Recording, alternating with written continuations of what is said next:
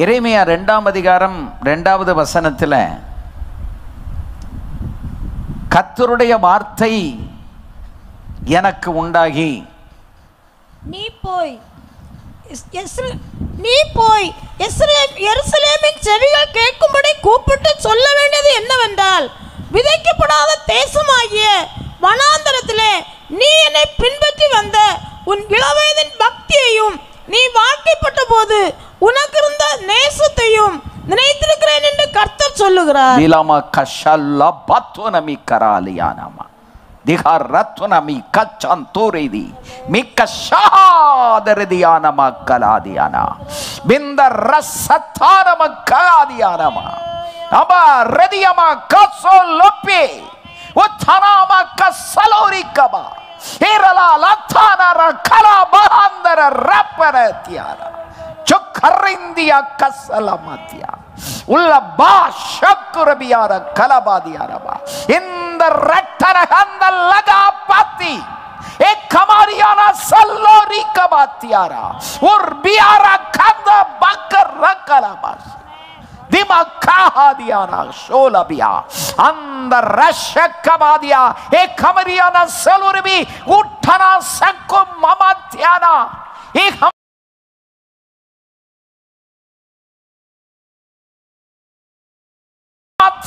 लग रहा बलहरतम सरी में कमरा फिरी खुरा बला रदिया नकारिया बकबा दूरा शबु करा दिया रबा अंदर रबशी मोर रबियाना कमासियाना कुलाकर रदियाना मकमासियाना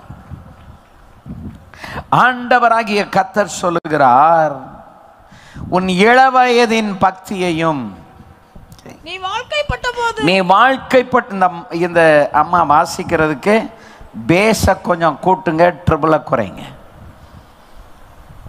கொஞ்சம் வாசி.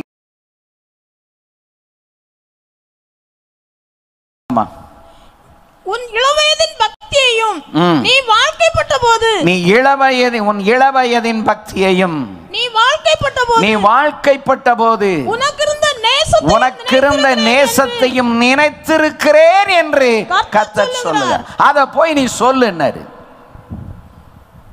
அல்லேலூயா.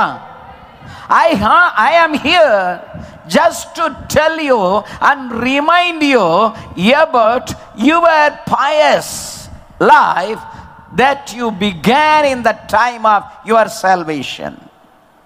உங்கள் ரட்சிப்பின் நாளிலே நம்முடைய மணவாளனை நாம் கைப்பிடித்த போது அன்றைக்கு நாம் அவரிடத்தில் காண்பித்த அந்த இளவயதின் பக்தி, நமக்குள்ள ஒரு புது வாழ்க்கை, ரட்சிக்கப்பட்ட பிறகு ஒரு புது வாழ்க்கை வந்ததே. we are not living, நாம் வாழவில்லை, அலக்களிக்கப்பட்டு கொண்டிருந்தோம். பிரச்சனைக்கு மேல பிரச்சனை, பாவத்துக்கு மேல பாவம், சாபத்துக்கு மேல சாபம், பிரச்சனைக்கு மேல பிரச்சனை, நெருக்கடி, கடன் தொல்லை, எங்கடா போய் விழுந்து சாவோம் என்று அன்றைக்கு இடம் தேடி கொண்டிருந்தோம். அன்றைக்கு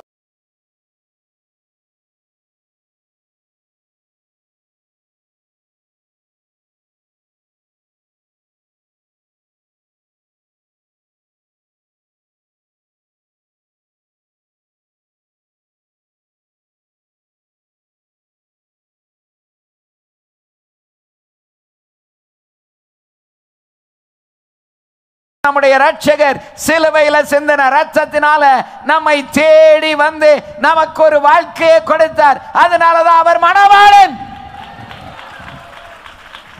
அல்லேலூயா. ஆண்கள்லாம் கைதட்டலாமே. நம்ம கைதட்டி துதித்தா பரலோக நம்மை உற்று பார்க்கும். அல்லேலூயா, அல்லேலூயா. நாம் வாழ்க்கைப்பட்ட போது, அல்லேலூயா, நம்முடைய ரட்சகரை நம்ம வாழ்க்கையில சுவீகரித்துக் கொண்ட பொழுது நம்ம எவ்வளவு நேசத்தை காட்டணும். இந்த புதுசா திருமணம் முடித்தவங்க இருப்பாங்கல்ல, அவங்க பாத்தீங்கன்னா கல்யாணம் முடிச்சு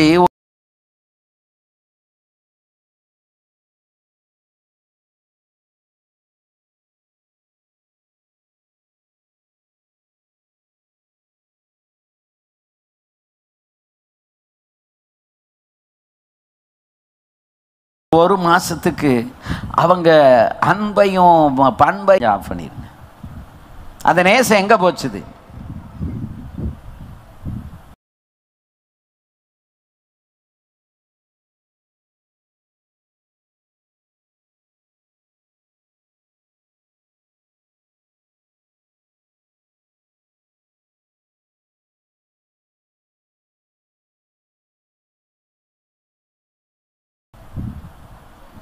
அல்லேலூயா, ஆமென். அருமையான கர்த்தருடைய பிள்ளைகளே, திருமண வாழ்க்கையில வர வர வர அந்த நேசமும்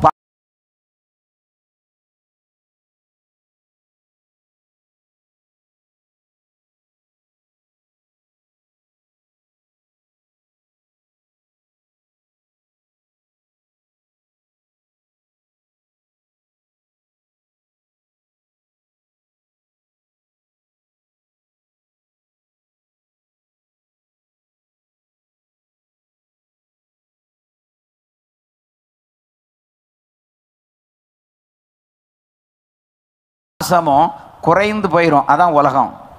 ஆனால் ஆவிக்குரியவர்களுக்கு, ஆவிக்குரிய திருமணம் முடிச்சு கணவன் மனைவியாக திருச்சபையில் வந்து ஆராதிக்கிற கர்த்தருடைய பிள்ளைகளுக்கு அந்த அன்பும் பாசமும் ஒரு காலம் குறையக்கூடாது.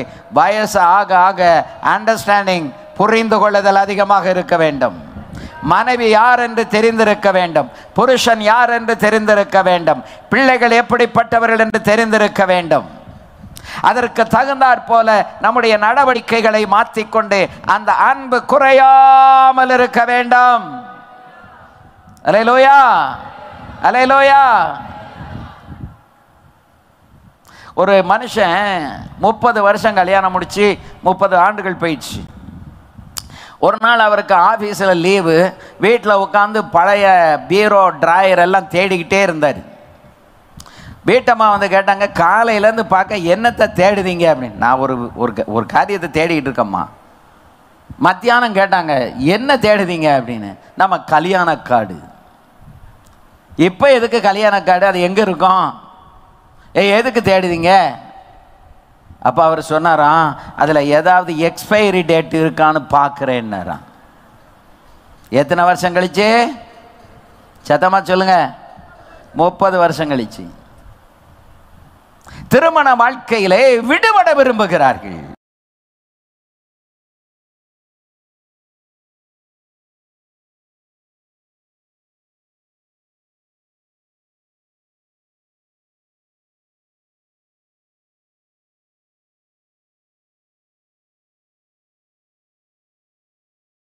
ஏன்? அந்த நேசம் குறைந்து விட்டது. The power of love declined and they wanted to be freed from the bondage. அன்பு குறைந்து விட்டதினாலே திருமணம் என்கிற பந்தத்திலிருந்து விடுபடவே இன்றைக்கு மனிதன் விரும்பிக் கொண்டிருக்கிறான். ஆவிக்குரியவர்களுக்கு நான் சொல்றேன், இளவயதின் தம்பதிகளுக்கு நான் சொல்றேன், கர்த்தர் உன்னை இணைத்திருக்கிறார். ஒரு காலம் வாழ்க்கையில அந்த தவறை நீ செய்யாத. அல்லேலூயா, ஆமென். No, never commit that mistake. இன்றைக்கு உலகத்தில் இங்க ஆண்டவர் சொல்றாரு, உன் இளவயதின் பக்தி விதைக்கப்படாத தேசமாகிய வனாந்தரத்தில் ஒன்றும் விதைக்கவும் முடியாது, முளைக்கவும் முளைக்காது, அறுக்கவும் முடியாது. இஸ்ரவேலின் வனாந்தரத்தில் நடந்து போயிட்டு பார்த்துட்டு தான் வந்து நான் சொல்றேன். எழுதப்பட்டது மட்டுமில்லை, ஐ ஹவ் சீன் டைரக்ட்லி. நேராக போய் பார்த்துட்டு தான் சொல்கிறேன். வனாந்திரத்தில் நத்திங் வில் கம். துபாய்க்கு போயிருந்தோம், அங்கே வனாந்திரத்தை பார்த்தோம். அதாவது அபுதாபியிலிருந்து ரூவைஸ் அப்படிங்கிற இடத்துக்கு மீட்டிங்கு போனோம். ஒரு 3 மணி நேரம் காரில் பிரயாணம் பண்ணினோம். ஃபுல்லாக டெசர்ட், வனாந்தரம். ஆனால் 40 வருஷம் இஸ்ரவேல் ஜனங்களை அந்த வனாந்தரத்தில் நம் ஆண்டவராகிய கர்த்தர் விதைக்கப்படாத தேசத்தில், அறுக்கப்படாத விதத்தில் அந்த ஜனங்களை அவர் போஷித்தார். அல்லேலூயா. அதனால அவர் சொல்றார், என்னை அந்த வனாந்திரத்தில் கூட நீ உண்மையா பின்பற்றினே, உனக்கு பாலும் தேனும் ஓடுகிற அந்த தேசத்தில் கொண்டு வைத்த பொழுது நீ பாகாலை பின்பற்றினால் what happened to you? உனக்கு என்ன ஆச்சுது? அந்த வனாந்திரத்தில் கூட நான் உன்னை நடத்தி வரும் பொழுது நீ என்னை பின்பற்றி வந்த உன் இள வயதின் பக்தி ஏற்ற விட்டு அப்பதான் வந்திருக்காங்க. they have seen the deliverance. தேவன் கொடுத்த விடுதலையை பார்த்திருக்கிறாங்க. they have tasted the power of deliverance.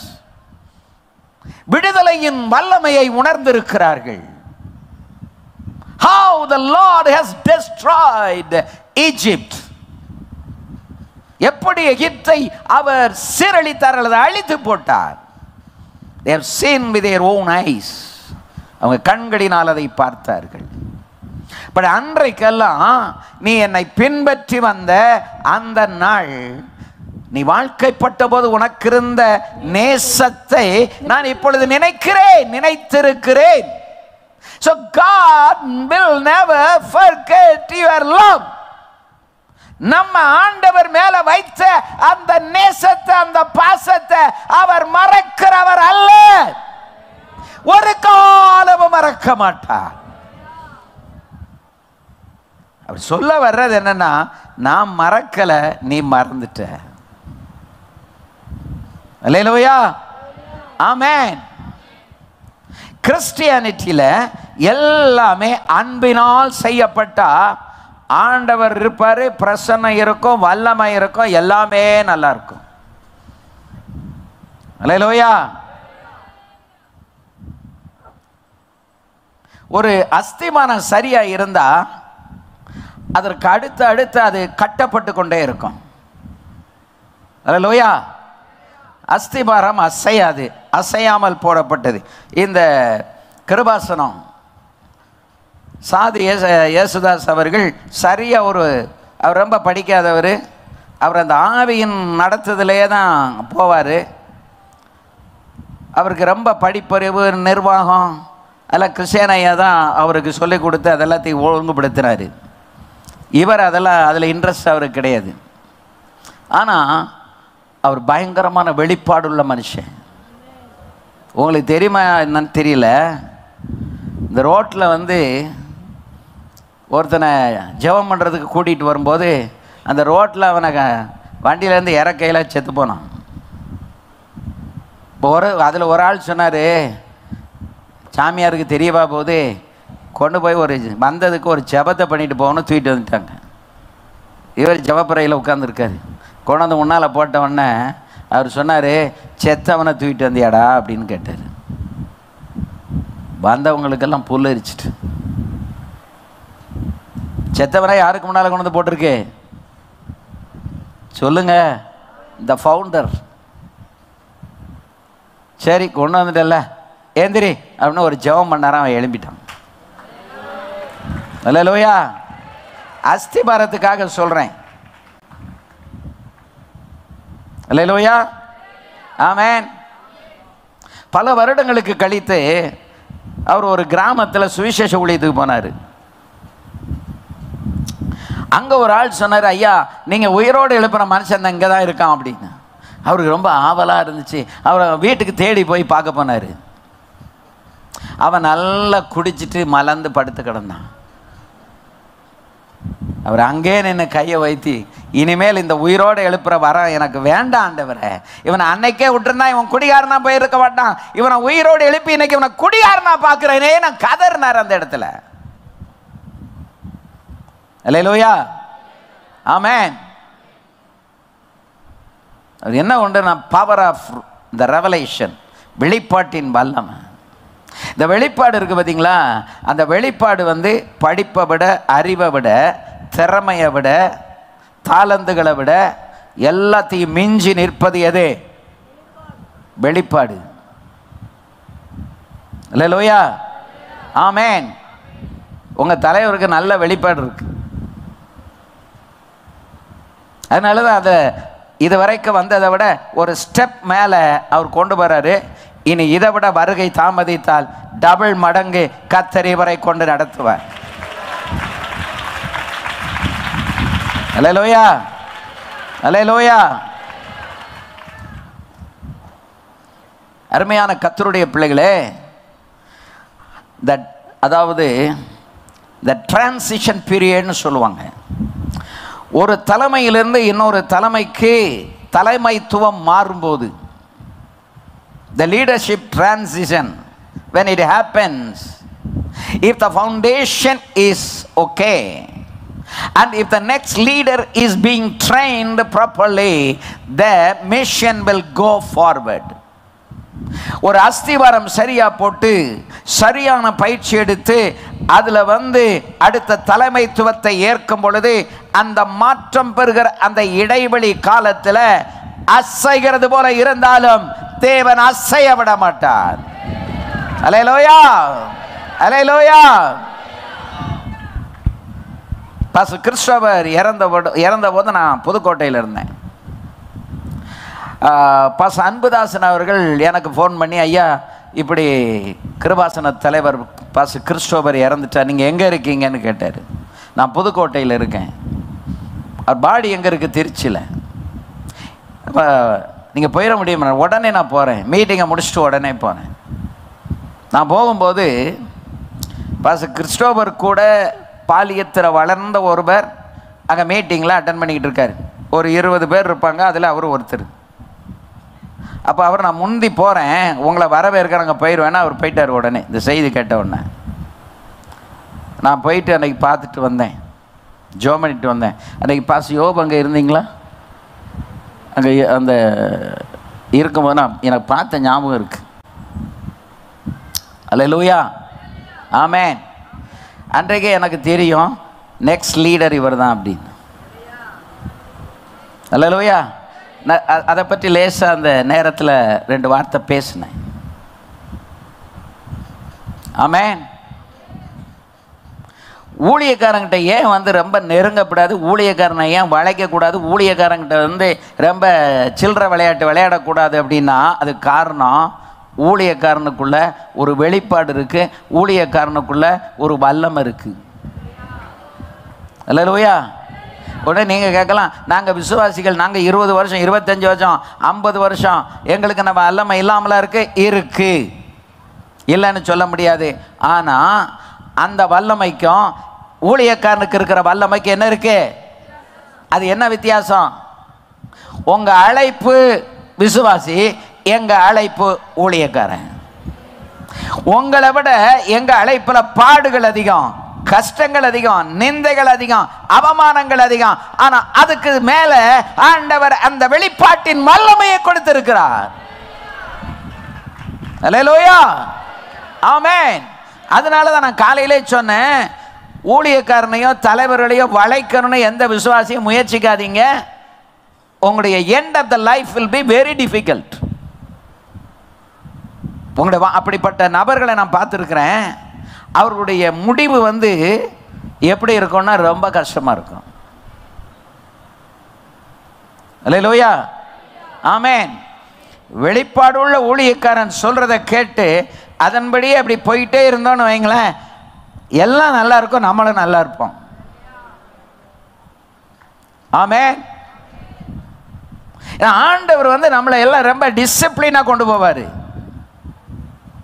அதனால தான் நான் சொன்னேன், வெளிப்பாடு உள்ள அழைக்கப்பட்ட ஊழியக்காரனுக்கு முன்னால் படிப்பு, திறமை, கல்வி, டாக்டரேட்டு ஒன்றுமே அங்கே செல்லுபடி ஆகாது. அல்லேலூயா. நான் நல்லா படித்தவன், நான் ஒரு கல்வியாளன், பைபிள் காலேஜில் ப்ரொஃபஸர், அகடமிக் டீனு எல்லாம் இருந்தவன். பல கல்லூரிகளுக்கு மதிப்பீடு செய்து அப்ரூவல் கொடுக்குற கமிட்டிலேயே நான் இருந்தேன். எல்லாம் படிச்சிருக்கு, எல்லாம் செஞ்சுருக்கேன், டாக்டரேட் வாங்கியிருக்கேன். 2வது டாக்டரேட்டு கூட முக்கால்வாசி கிணறை தாண்டி தான் வச்சுருக்கு. ஆனாலும் அதெல்லாம் இந்த பிரசங்கத்துக்கு உதவாது. அல்லேலூயா. அறிவை வேணா கூட்டம், நமக்கு அறிவு வேண்டாம், ஆன்மீகம் வேண்டும், நமக்கு வல்லமை வேண்டும். அல்லேலூயா, ஆமென். என்ன சொல்லுவாங்க, பைபிள் காலேஜில் அகடமிக் டீனாக இருந்துக்கிட்டு இப்படி டாக்டரேட் எல்லாம் படிச்சுட்டு பிரசங்கத்தில் இப்படி பேசுகிறீங்களே, அது வேற, இது வேற. கல்விங்கிறது கல்வி எங்க பயன்படணுமோ அங்கதான் கல்வி. ஆவி எங்க பயன்படணுமோ அங்க ஆவி. வெளிப்பாடு எங்க பயன்படணுமோ அங்க வெளிப்பாடு. அல்லேலூயா. அந்த செய்தி கொடுத்து நான் ரூமுக்கு போன உடனே பாசமா என்கிட்ட கேட்டாங்க, நீங்கள் வேற ஒரு செய்தியில் ப்ரிப்பேர் பண்ணிக்கிட்டு இருந்தீங்க அன்னைக்கு, நீங்கள் அதை பேசலையே அப்படின்னாங்க. ஆமாம்மா நான் பேசலை, ஏன்னா அதை ப்ரிப்பேர் பண்ணி வச்சுருக்கேன், ஆனால் பிரசங்கிக்கிறதுக்கு எனக்கு வெளிப்பாடு இல்லை, வெளிச்சம் இல்லை. அல்லேலூயா, ஆமென்.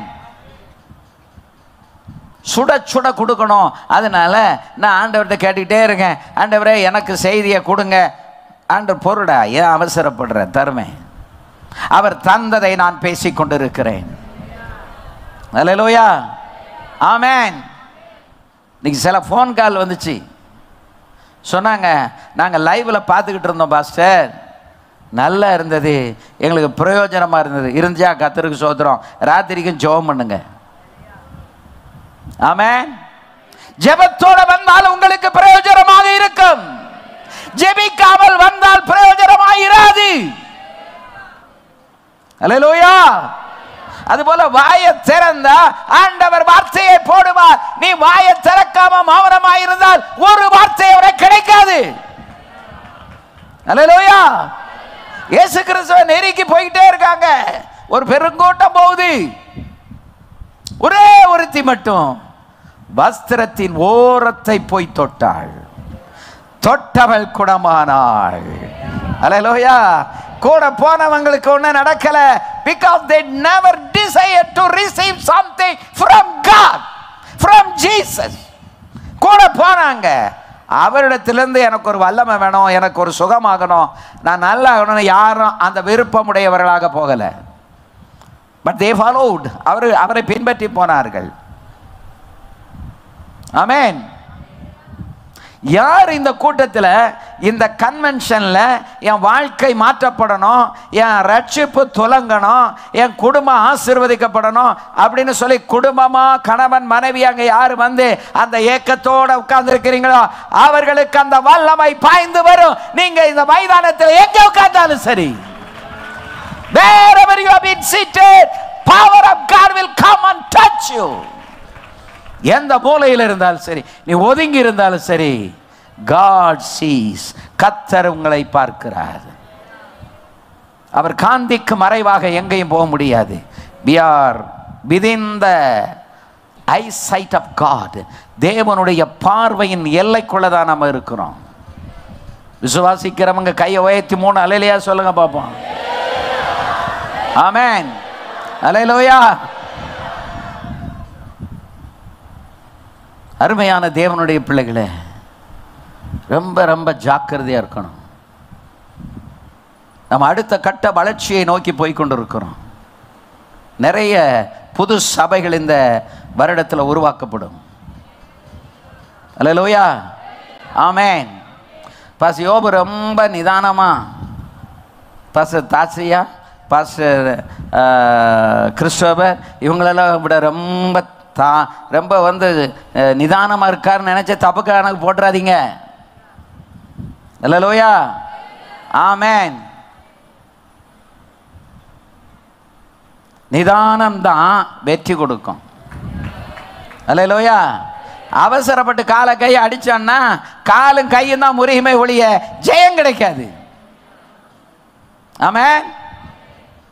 ஸோ அந்த ஆரம்ப காலத்தில், ரட்சிக்கப்பட்ட காலத்தில், நம்ம புது வாழ்க்கைக்குள்ள வந்த அந்த காலத்தில், வாழ்க்கைப்பட்ட அந்த காலத்தில் நமக்குள்ள இருந்த நேசம், பாசம், வேகம், உத்வேகம், அது ஆண்டவர் இன்னும் நினைத்து கொண்டிருக்கிறார். அல்லேலூயா. அன்றைக்கு இருந்ததான கமிட்மெண்ட், அர்ப்பணிப்பு, அன்னைக்கு இருந்ததான ஆவல், ஆண்டவருக்காக ஒன்றை செய்ய வேண்டும். பவுல் சொல்லுகிறாரு, கண்களை பிடுங்கி கொடுக்கவும் ஆயத்தமாயிருந்தீர்கள். அல்லேலூயா. அப்படிப்பட்ட விசுவாசிகள் இன்றைக்கு கண்ணை புடுங்கல, ஊழியக்காரன் கண்ணை புடுங்கிறதுக்கு ரெடியா இருக்காங்க. பி கேர்ஃபுல், கவனமா இருங்க. அன்னைக்கு எப்படி இருந்தீங்களோ அதே மாதிரி மாற்றிக்கொள்ளுங்க. ஊழியத்துக்கோ ஊழியக்காரனுக்கோ ஸ்தாபனத்துக்கு ஒரு காலம் இடையூறாக இருக்கக்கூடாது. அப்பதான் அந்த அபிஷேகங்களை போய் பலிவிட பண்ணுங்க, கொடுக்கிறத கொடுங்க. அவர் ஆண்டவர் மேல வைத்திருக்கிற நேசத்தினால என்னெல்லாம் செய்ய முடியுமோ அத்தனையும் ஆண்டவர் மேல வைத்திருக்கிற நேசத்தினால என்னெல்லாம் செய்ய முடியுமோ அத்தனையும் செய்ய ஆண்டவர் உங்களுக்கு கிருபை தருவாராக. அல்லேலூயா. நான் ஒரு காலத்தில் அப்படி இருந்தேன், அப்பெல்லாம் நான் அப்படி கொடுத்தேன். இப்போ நம்ம பின்மாற்றத்தில் இருக்கிறோம். ஆனால் ஆண்டவர் அன்னைக்கு நீ செஞ்சதை நினைக்கிறாரு. 45 வருஷத்துக்கு முன்னால் 1978 ஒரு பரிசுத்தவானுக்கு நான் பெங்களூரில் பணிவிடை செய்தேன். 3 வருஷம் பணிவிடைன்னா நான் ஒரு துணியை எனக்கு காலேஜிலேருந்து வெளியே ஊழியத்துக்கு அனுப்புவாங்க. அப்போ நேரம் அவங்க வீட்டில் போய் அந்த ஒரு வாரத்துக்குள்ளே துணியெல்லாம் எடுத்து எல்லாத்தையும் துவைச்சி காய போட்டு அயன் பண்ணி வச்சுருப்பேன். அப்படி ஒரு 3 வருஷம் நான் செய்தேன். 1975 78 வரைக்கும்.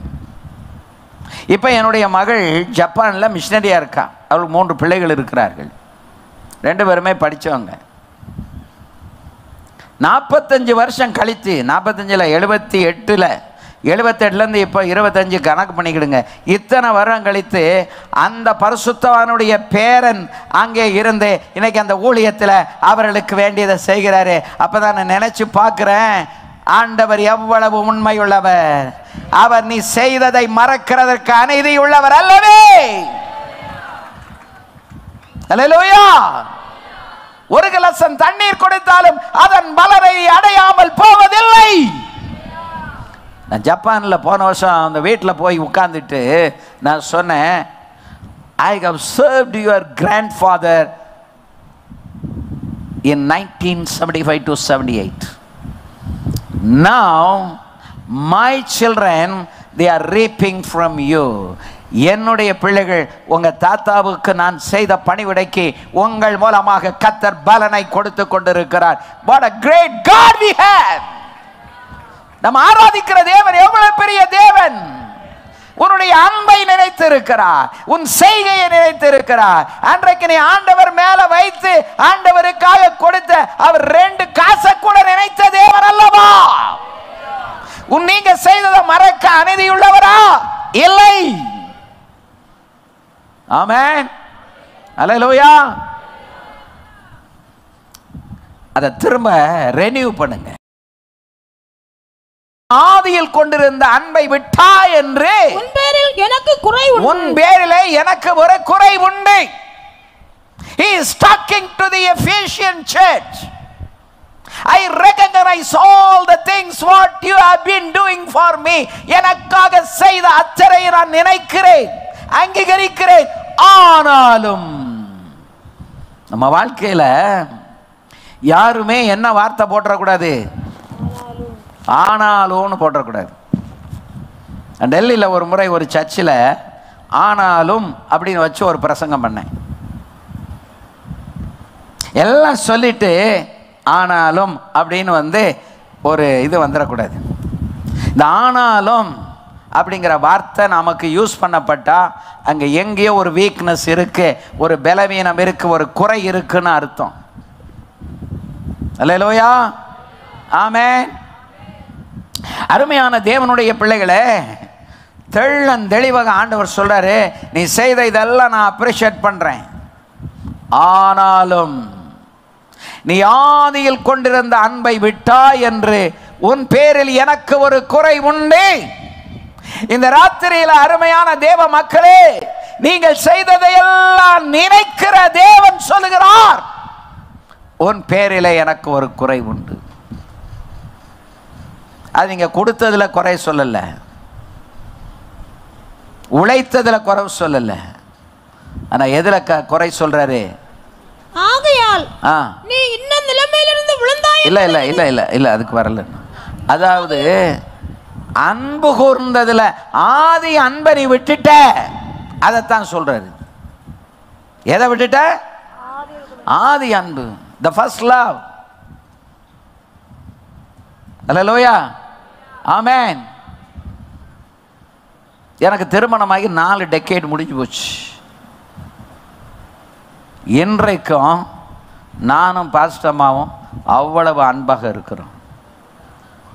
கொஞ்சம் கூட குறையலை. இதை நான் அவங்கள அங்கே வச்சுக்கிட்டு தான் நான் பேசுகிறேன். இங்கே தான் உட்காந்துருக்கேங்க. பாஸ்டர் ரீல் விடுறாருன்னு யாரும் நினச்சிடாதீங்க. அல்லேலூயா, ஆமென். எங்களுக்கு வயசு நல்ல வயசாயிடுச்சு. ஆனால் அந்த அன்பில் இன்னைக்கு வரைக்கும் ஒரு பீட்டு கூட குறையலை. அல்லேலூயா. ஏன் தெரியுமா? கிறிஸ்துவின் அன்பு எங்களை நெருக்கி ஏவிக்கிட்டு இருக்கு. அந்த கிறிஸ்துவின் அன்பில் ஊர்னதுனால இந்த திருமண வாழ்க்கையினுடைய அன்பில் கொஞ்சம் கூட குறையலை. அல்லேலூயா. அவங்களுக்கு ஒரு ப்ரோக்ராம் இருந்தது 2 நாள், இன்றைக்கு நாளைக்கும். ஒரே ஒரு வார்த்தை சொன்னேன், if you come with me it will be good for me அப்படின்னு. என் கூட வந்தால் நல்லாயிருக்கும் எனக்கு அப்படின்னு. புறப்படுற வரைக்கும் அவங்க வாராங்களான்னு கூட தெரியாது. நான் ஒரு 5 மணிக்கு புறப்படணும். கிட்டத்தட்ட ஒரு 2-3 மணி வரைக்கும் அவங்க ஏதோ பர்ச்சேஸ் பண்ண போயிட்டாங்க. ஒருவேளை வரமாட்டாங்க போல் இருக்குன்னு நான் நினச்சேன். ஆனால் எனக்கு முன்னால் சூட்கேஸை கட்டி தூக்கி வச்சுட்டாங்க. அப்போ தான் எனக்கு தெரியும் அந்த வார்த்தைக்கு அவங்க கீழ்ப்படிந்து வருகிறார்கள் என்று. அல்லேலூயா. வயசான உடனே நொண்டி சாக்கு நிறைய சொல்லுவோம். எனக்கு கால் வலிக்கு, எனக்கு குறுக்கு வலிக்கு, எனக்கு நெஞ்சு வலிக்கு. இதெல்லாம் கண்டுபிடிக்க முடியாத வலிகள். அல்லேலூயா. இதெல்லாம் சொன்னால் நம்பித்தான் ஆகணும். வைத்த வலியும் தலைவலியும் கண்டே பிடிக்க முடியாது. ஒரு பழமொழி சொல்லுவாங்க, எழுதாத கணக்கு அழுதாலும் தீராதும்பாங்க. அதுபோல் இந்த வலிகளை சொல்லிட்டா கண்டே பிடிக்க முடியாது. ஆனால் அன்பு இருந்தால் எல்லா வலியையும் நீக்கிவிட்டு செய்ய வேண்டிய கடமைகளை செய்ய சகோதரிகளுக்கு கர்த்தர் இரட்டிப்பான பலனை கர்த்தர் கொடுப்பார். சாக்கு போக்கு வராது. அல்லேலூயா. அதே மாதிரி தான் ஆண்களுக்கும். மனைவியின் மேல அன்பு இருந்தா எந்த லேம் எக்ஸ்கியூஸ் சொல்ல மாட்டோம், நொண்டி சாக்கு சொல்ல மாட்டோம். அதை ப்ராப்பராக கரெக்டாக வாங்கி கொடுக்க வேண்டியதை வாங்கி கொடுத்து, சொல்ல வேண்டியதை சொல்லி, அன்புபடுத்த வேண்டியதை அன்புபடுத்தி, செய்ய வேண்டிய கடமைகளை ஒழுங்கா குடும்பத்தில் செய்வோம். சத்துரு உங்கள் குடும்பத்தில் உள்ள பிரவேசிக்கவே மாட்டோம்.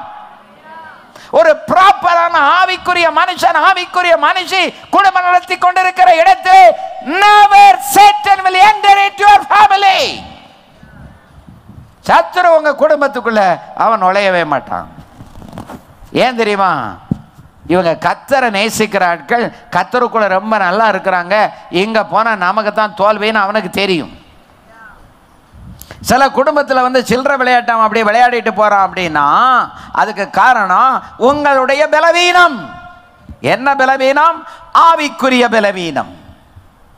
மாமிச பலவீனம் ஆவிக்குரிய சரீரத்தில் ஆவிக்குரிய காரியங்களை பலவீனப்படுத்துகிறது. அல்லேலூயா. ஊழியத்தில் வந்த புதுசுல சாப்பிட்றதுக்கு ஆவலா இருக்கும், ஆனா ஒன்றும் கிடைக்காது. பட்டினியும் பசியும் கிழிஞ்ச துணியும் போட்டுக்கிட்டு தான் அன்னைக்கு ஊழியத்தை செய்தோம். அன்னைக்கு என்ன வேணாலும் கொடுத்தது சாப்பிடலாம், ஆனால் கொடுக்கறதுக்கு ஆள் இல்லை. ஆனால் இன்றைக்கு கொடுக்கறதுக்கு நிறைய ஆள் இருக்கு, வாங்கி கொடுக்க ஆள் இருக்கு, ஆனால் சாப்பிட முடியாது. ஏன் தெரியுமா? கொடுத்ததை எல்லாம் சாப்பிட்டா இப்படி வந்து பேசவே முடியாது. அல்லேலூயா, ஆமென். இந்த நாக்கை கண்ட்ரோல் பண்ணணும். 2 விதத்தில் கண்ட்ரோல் பண்ணணும். பேசுறதுல கண்ட்ரோல் பண்ணணும், உள்ள போடுற அந்த சாப்பாட்டில் கண்ட்ரோல் பண்ணணும். அல்லேலூயா. அப்ப சரீரத்திலையும் பலவீனப்படாம ஆவியிலையும் பலவீனப்படாம இருந்தா உங்களை தான் கர்த்தர் எடுத்து பயன்படுத்துவார். பம்பரமா நீங்க சுத்தி ஊழிய செய்யலாம். ஊழியக்காரர்களுக்கு நான் சொல்றேன். அல்லேலூயா. people will compel and give you. இதை சாப்பிடுங்க, அதை சாப்பிடுங்க, நாங்க கொடுத்தா சாப்பிட மாட்டீங்களாம் டயலாக் கொடுவாங்க. But don't eat. அதெல்லாம் சாப்பிடக்கூடாது. என்ன டயலாக் பேசினாலும் அதெல்லாம் வேண்டாம். அல்லேலூயா. நம்ம தான் மவுந்துருவோமே அப்படி சொன்ன உடனே. கொண்டா, எல்லாத்தையும் கொண்டா. அல்லேலூயா, ஆமென். அருமையான கர்த்தருடைய பிள்ளைகளே, சாத்தான் எல்லாத்தையும் கவனிச்சுட்டே இருப்பாங்க. எங்க நாம பலவீனப்படுகிறோம் என்று அந்த பலவீனத்துக்குள்ள புகுந்து விடுவார். அதான் இயேசு சொன்னாரு, இந்த உலகத்தின் அதிபதி என்னிடத்தில் வருகிறான், அவனுக்கு என்னிடத்தில் ஒன்றும் இல்லை. அல்லேலூயா. சாத்தானுக்கு நம்ம கிட்ட, நம்ம மனைவி கிட்ட, நம்ம பிள்ளைகள்கிட்ட, நம்ம பேரம் பேத்திக்கிட்ட, குடும்பத்தில் ஒன்று இருக்கக்கூடாது. இருக்கக்கூடாத அளவுக்கு பலசாலிகளாயிருங்கள். அந்த பலசாலியா இருக்கிறதுக்கு நீங்க இயேசுவின் மேல அந்த காலத்தில் ரட்சிக்கப்பட்ட போது எந்த அன்பு வைத்தீங்களோ அந்த அன்பை குறையாம பார்த்துக்கிடுங்க. அந்த ஒரு அன்பு இருந்தா போதும். என் ஆண்டவர் ஆவியினால உன்னை நிரப்புவார். ஏனென்றால் ரோமர்ல சொல்லி இருக்கிறது, அவருடைய அன்பு ஆவியின் ரூபத்தில் பரிசுத்த ஆவியாய் நம்முடைய உள்ளங்களிலே ஊற்றப்பட்டிருக்கிறது. ஆவியில நிரம்பி செபிக்கிறதே தேவன் மேல வைத்த அன்பின் வெளிப்பாடுதாங்கிறத புரிஞ்சுக்கிடுங்க. சிலர் அசையாத பர்வதம் மாதிரி அப்படியே உட்காந்துக்கிட்டு இருப்பாங்க. நின்னாலும் கூட தலையை ஆட்டிக்கிட்டு எல்லாரும் கைதட்டி ஆவியில் நிரம்பாங்க. இவங்க தலையை ஆட்டிக்கிட்டு அவங்க அந்நிய பாஷை பேருக்கு ஆமேன்னு போட்டுக்கிட்டு இருப்பாங்க. நீ அவங்களுக்கு ஆமையெல்லாம் போட வேண்டாம், நீ ஆவியில் நிரம்பு. அப்போ அன்பு இன்னும் பொங்கி பொங்கி பொங்கி வரும். அபிஷேகத்தில் நிரம்ப நிரம்ப தேவனுடைய அன்பு நமக்குள்ள ஊற்றெடுத்து பொங்கி வரும் தேவ மக்களே. அதனால தான் பெந்தெகோஸ்துல தேவ வல்லமை குறையாமல் இருந்ததுக்கு காரணம் அபிஷேகம், ஆவியின் நிறைவு. கையை தட்டி எல்லாரும் கர்த்தரை ஸ்தோத்திரம் பண்ணுங்க. பின்னால இருக்கிறவங்க எல்லாம் எல்லாருக்கும் சேர்ந்தான் சொல்றேன். அல்லேலூயா, ஆமென். ஆவியில நீங்க நிரம்பி அந்நிய பாஷை பேச பேச அந்த divine love of God will cherish in your heart. உங்க உள்ளத்துக்குள்ள அது அப்படி பொங்கி ஊற்றெடுத்து பெருக்கெடுத்து வரும். ஆமென். ஆகவே ஆண்டவர் இந்த எபேசு சபையை பார்த்து அவர் ஒரு ஐடென்டிஃபை பண்ணி சொன்னாரு, உன் பேர்ல எனக்கு ஒரு குறை உண்டு. அது என்ன குறைனா, அது ஆதியில கொண்டிருந்த அன்பை விட்டாய். அல்லேலூயா, ஆமென். எங்க சபையில் ஒரு விசுவாசி வழக்கமா போடுற அந்த டேட்ல தசமாவும் போடல. நான் நினைச்சேன் ஒருவேளை சம்பளம் அவருக்கு வர பிந்தி இருக்குமோ அப்படின்னு நினச்சிட்டு நான் விட்டுட்டேன்.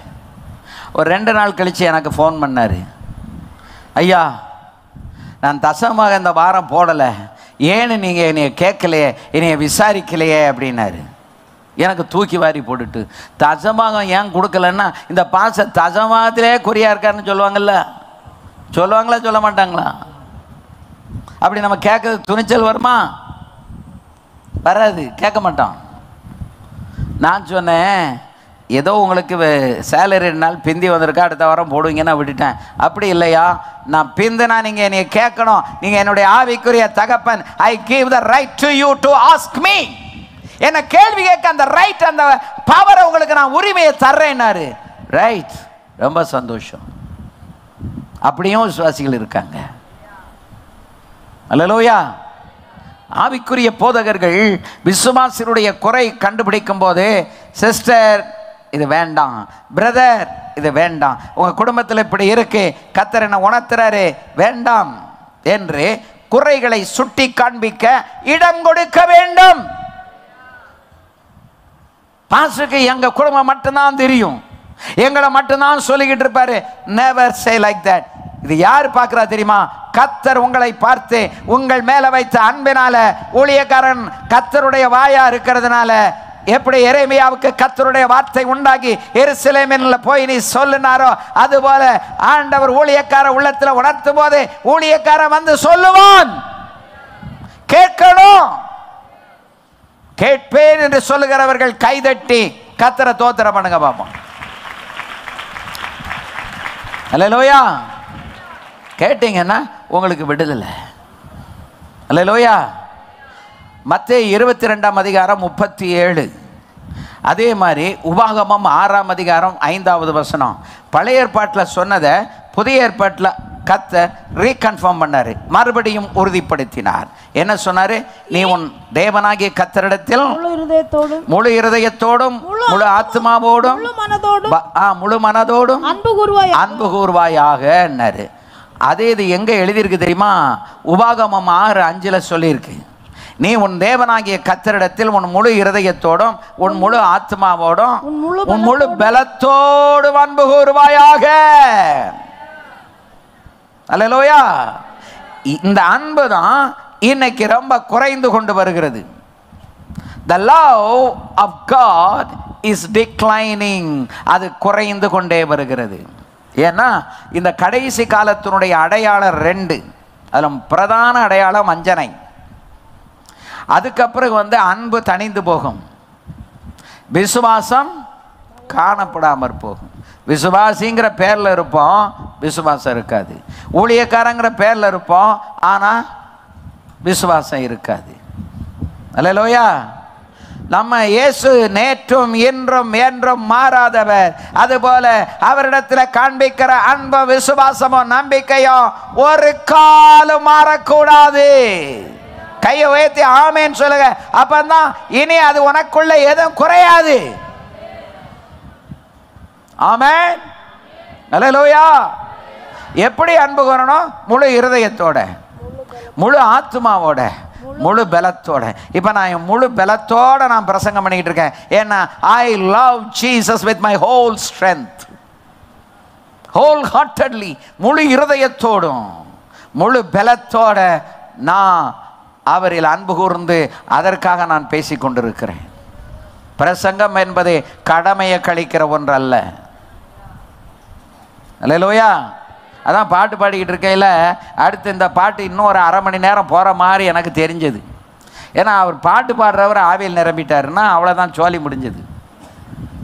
நான் சொன்னேன், பாஸ்டர் பாடி டயர்ட் ஆகிட்டாங்கன்னா அதுக்கப்புறம் பிரசங்கம் பண்ணி பிரயோஜனம் இல்லை. இப்போமே கைதட்டி எழும்பி நின்னதுனால கால் வலிக்கும், கை தட்டினதில் கை வலிக்கும், இப்படி அசைஞ்சதுனால குறுக்கு வலிக்கும். அப்போ பிரசங்கத்தை ஒருத்தருங்க கவனிக்க மாட்டாங்க. பிரசங்கம் முடிச்ச பிறகு ஆவியில நிரம்பி ஜெபிக்கணும், பாட்டு பாடக்கூடாது. அந்த பாட்டு பாடும்போது இதுவரைக்கு சொல்லப்பட்ட அந்த கருத்துக்கள் இருதயத்தில் பதிந்து நினைக்கிற நேரத்தில் நீங்க ஒரு பாட்டை பாடி திரும்ப கையை தட்ட வச்சிட்டீங்கன்னா கேட்டதெல்லாம் அப்படியே மறந்து போயிடும். கூட்டம் முடிஞ்ச பிறகு குறைந்தது ஒரு 10 நிமிஷத்திலிருந்து அரை மணி நேரம் ஜூலையில் ஒரு ஸ்தாபனத்துடைய கான்ஃபரன்ஸில் 2 நாள் பேசுகிறதுக்கு எனக்கு டைம் கொடுத்துருக்காங்க. ஒரு 3 மெசேஜ். நான் உங்கள்கிட்ட முதல்ல சொன்னேன், எனக்கு 1.5 மணி நேரம் குறைஞ்சது மெசேஜுக்கு டைம் வேணும். ப்ரேயரில் நடத்துறதுக்கு ஒரு அரை மணி நேரம் வேணும், கிடைக்குமா அப்படின்னு கேட்டேன். தாராளம் எடுத்துக்கொள்ளலாம். பிரசங்கம் பண்ண பிறகு ஆவியில நிரம்பும் பொழுது சொல்லப்பட்ட வார்த்தைகளை ஆவியானவர் உங்க இருதயத்தில் சீல் பண்ணிக்கிட்டே இருப்பாரு, முத்திரை குத்தி கொண்டே இருப்பார். அதோடு வீட்டுக்கு போகும்போது வீட்டில் ஒரு மறுரூபம் உண்டாகும், மாற்றம் உண்டாகும். அல்லேலூயா. கணவன்மார் மனைவி கிட்ட சில மாற்றங்களை எதிர்பார்த்துக்கிட்டு இருப்பாங்க. இந்த கன்வென்ஷன்லையாவது இவன் மனம் திரும்ப மாட்டாளா அப்படின்னு. அதே மாதிரி மனைவிமாரும் புருஷன்மார்கிட்ட இந்த கன்வென்ஷன்லையாவது கர்த்தர் பேச மாட்டாரா, இந்த மனுஷனுக்குள்ள ஒரு மாற்றம் வராதான்னு இவங்க எதிர்பார்த்துக்கிட்டு இருப்பாங்க. ஆக 2 பார்ட்டியும், both parties are expecting some transformation in the life. 2 பேருமே ஒரு மறுரூபத்தை, மாற்றத்தை எதிர்பார்த்து தான் இந்த கன்வென்ஷன்ல நம்ம உட்கார்ந்து இருக்கிறோம். ஆம்னு சொல்றவங்க மட்டும் கையை உயர்த்தி ஒரு ஆமேன்னு சொல்லுங்க. அல்லேலூயா. அது இல்லை அப்படின்னா இந்த வருஷமும் அவுட்டு போச்சு. இத்தனை லட்சம் செலவழிச்சு இவ்வளவு பிரசங்களை பண்ணி மூச்சை கொடுத்து எல்லாம் சொல்லி அது வீணா போச்சு. வீணை ஏமாந்துடக்கூடாது. நமக்குள்ளே ஒரு மறுரூப அனுபவம் கத்த தர வேண்டும். ஆவியானவர் மறுரூப அனுபவத்தை தர வேண்டும். குறைகளை கத்த நான் பிரசங்கித்துக் கொண்டிருக்கும் பொழுதே உங்க குறை என்ன என்று ஆவியானவர் உங்களை சுட்டி காண்பிக்க துவங்கி விட்டார். உணர துவங்கணும், வீட்டில் போய் மாறணும். அல்லேலூயா. காயப்படுத்தி பேசியிருந்தா கணவனோ மனைவியோ பிள்ளைகளோ பெற்றோரோ போய் என்ன செய்யணும் தெரியுமா? என்னை மன்னிச்சுக்கிடுங்க, நான் இப்படியெல்லாம் உங்களை காயப்படுத்திட்டேன், ஆமாம்மா நானும் உன்னை ரொம்ப தாறுமாறாக பேசிட்டேன், என்னைய மன்னிச்சிரு. அங்கே தான் ஆவியானவர் இறங்குவார். பிசாசு விட மாட்டான், மன்னிப்பு கேட்க விட மாட்டான், மனம் திரும்ப விட மாட்டான், சீர் பொருந்த விட மாட்டான். அப்படியே அதே இருதய கடினத்தோட அடுத்த மாதமும் கம்யூனியனில் வந்து வேற உட்காந்துருவான். எல்லாம் வெள்ளையும் சொல்லையுமா வெளியே பார்த்தா அப்பளுக்கு இல்லாமல் இருக்கும், ஆனால் உள்ள முழுவதும் அழுக்கா இருக்கும். அல்லேலூயா. ஆண்டவர் நம்ம வஸ்திரத்தை விட இருதயத்தை தான் அவர் பார்க்கிறாரு. அல்லேலூயா. கம்யூனியனுக்கு முன்னால் வந்து உட்காரும்போது கதறிக்கிட்டு உட்காரணும். எந்த விதமான சிறிய அப்பழுக்கும் ஆண்டவர் கண்ணுக்கு தெரியாத அளவுக்கு கிருபையினால் ஆண்டவரே மன்னிங்க கண்ணீர் விட்டு அழணுங்க. அந்த மனம் திரும்புதலையும் அந்த சீர் பொருந்துதலையும் தான் ஆண்டவர் இன்றைக்கு சபைக்குள்ளே, திருச்சபைக்குள்ளே ஆண்டவர் எதிர்பார்த்து கொண்டிருக்கிறார். அல்லேலூயா. இன்னைக்கு நம்ம எப்படி இருக்கிறோம்? நான் ஒரு கேள்வியோடு தொடர்றேன், கொஞ்சம் சிந்திச்சு பாருங்க. அல்லேலூயா. நாம் நமது சுவாபத்தில் நம்ம மாற்றம் அடைந்திருக்கிறோமா?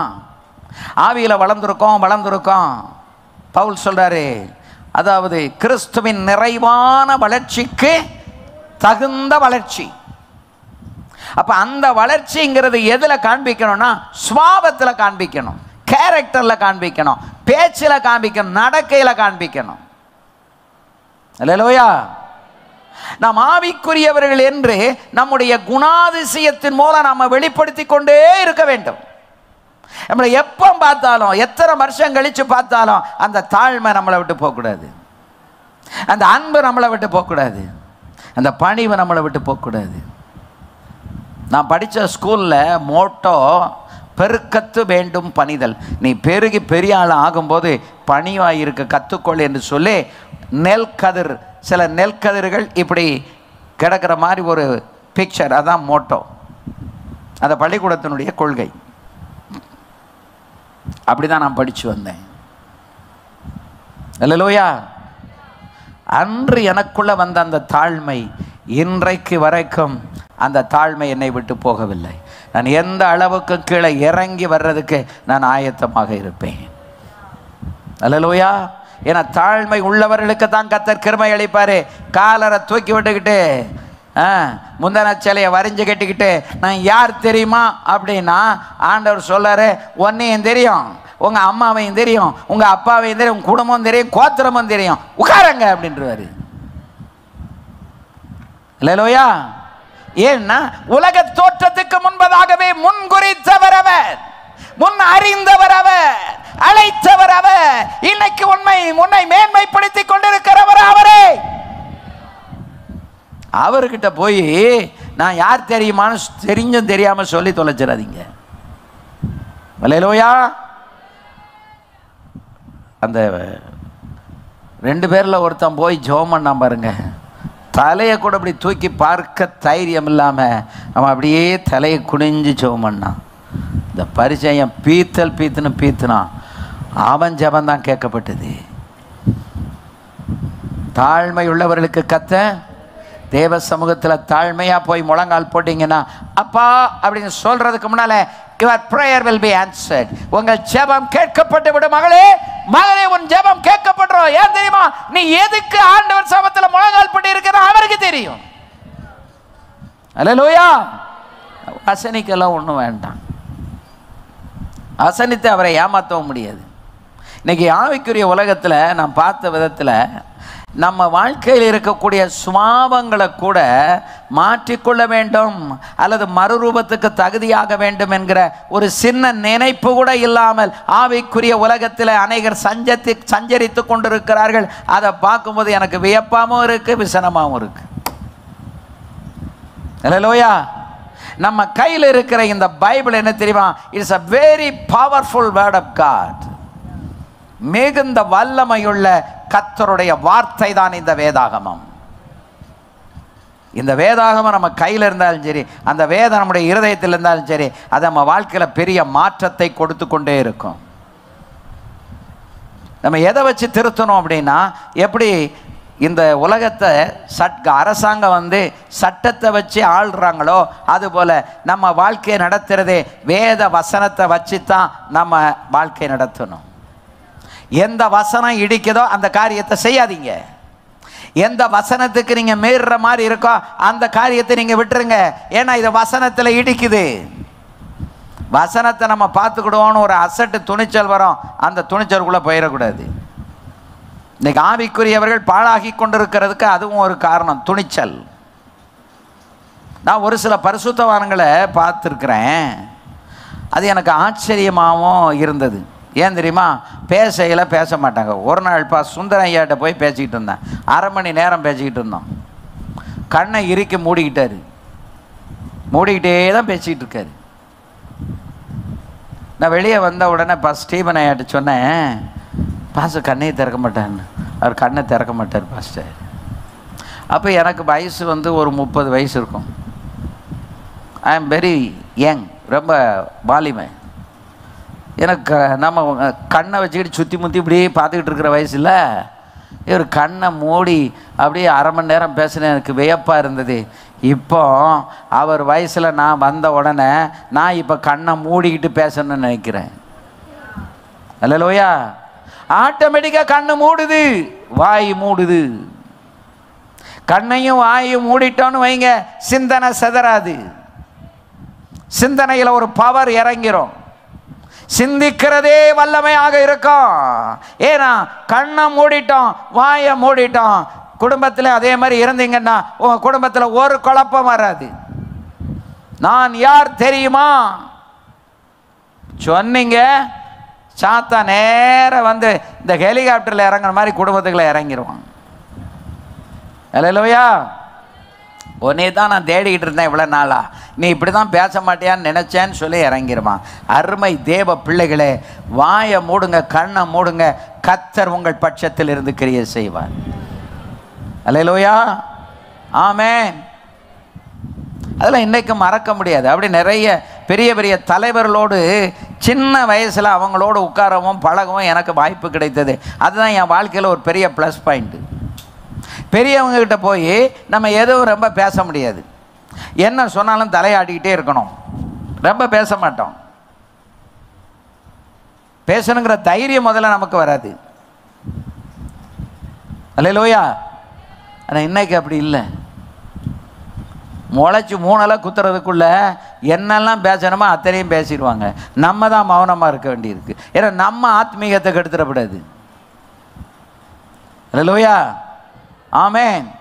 இந்த சரீரத்தில் வருகிற அந்த மீட்கப்பட்டு புத்திர சுவிகாரத்திற்கு தகுதியாய் தங்களை முன்னிறுத்திக் கொள்வதற்குத்தான் அந்த நாட்களில் தங்களுடைய சரீரத்தை அடக்கி ஆண்டு கொண்டிருந்தார்கள் பரிசுத்தவான்கள். அல்லேலூயா. இது வேண்டாம், அது வேண்டாம், இப்படி செய்ய வேண்டான்னு அப்படியெல்லாம் சொன்னது காரணம் என்னென்னா வேற ஒன்றும் கிடையாதுங்க. இந்த சரீரம் ஒரு நாள் மீட்கப்படணும், தகுதி இழந்து போயிடக்கூடாது அப்படிங்கிறதுக்கு தான் இந்த சரீரத்துக்கு ரொம்ப சௌரியம் கொடுக்காம அப்படி கொஞ்சம் அடக்கி கிடைக்கி வச்சாங்க. இப்போ அந்த புத்திர சுவிகாரம் பறி போயிடக்கூடாது, அதுக்கு தான் அவங்க நிதானமாக செயல்பட்டார்கள். இயேசு எப்படி நிதானமும் சாந்தமுள்ளவருமாய் இருந்தாரோ அதுபோல நாம் இன்றைக்கு நிதானமும் சாந்தமுமாயிருக்க வேண்டும். அல்லேலூயா. சிலர் நினைப்பாங்க சாந்தமாக இருந்தால் வீக்னஸோ, அது பலவீனமோ, நம்மளை மற்றவங்க மதிக்க மாட்டாங்களோ.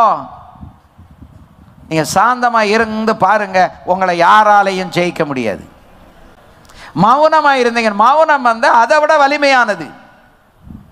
நான் பைபிள் காலேஜில் படித்து கொண்டிருக்கும் போது ஒரு நாள் மத்தியானம் கிளாஸ் முடிஞ்சு எல்லாம் டைனிங் ஹாலில் நான் பரிமாறிக்கிட்டு இருக்கிறேன். எல்லோரும் சாப்பாடை வாங்கிக்கிட்டு போயிட்டு ஏதோ ஒரு சத்தம் எவனோ ஒருத்தன் கிளப்பி விட்டான். கூச்சலும் குழப்பமாகி போச்சு, பயங்கர சத்தம். பிரின்சிபல் வீடு டைனிங் ஹாலுக்கு அடுத்தது, அந்த பில்டிங்க்கு அடுத்தது தான் பிரின்சிபல் வீடு. டாக்டர் ஹிக்கின்ஸ்னு எனக்கு பிரின்சிபலாக இருந்தார். அவர் நேராக வந்தார், அந்த டைனிங் ஹாலுக்கு நடுவில் வந்து இப்படி மௌனமாக இப்படி தலையை கீழே போட்டு கண்ணை மூடிக்கிட்டு அப்படியே நின்னார். அவர் நின்றுட்டு இருக்கையில் இவன் ஒருத்தரும் கவனிக்கலை. எல்லாம் அங்கே சாப்பாடு வாங்கிக்கிட்டு போய்கிட்டு உட்காந்துக்கிட்டு இருக்காங்க. ஒரு 120 பேர். ஒருத்தன் பார்த்தாம்ல அவரை, பிரின்சிபால் பிரின்சிபால் பிரின்சிபால்னா அவ்வளோதான். 2 நிமிஷத்துக்குள்ள மயான அமைதி ஆயிடுச்சு. ஒரு குண்டூசி போட்டால் சத்தம் கேட்கும். அப்படி அவர் வாயே திறக்கலை, அப்படி கையை கட்டி அப்படியே வந்து நின்றுட்டு அமைதியான உடனே அப்படியே வெளியே போயிட்டார். அன்றைக்கு எனக்கு அது புரியலை. ஆனால் இன்றைக்கு வாழ்க்கையில் அந்த மெச்சூரிட்டி, அந்த வளர்ச்சி வரும்போது தான் மௌனத்தின் வலிமை என்ன என்பதை நான் உணர்கிறேன். சில நேரங்களில் நானும் அப்படி தான் இருப்பேன். என்னப்பா சார் ஒன்றுமே சொல்ல மாட்டேங்கிறீங்க?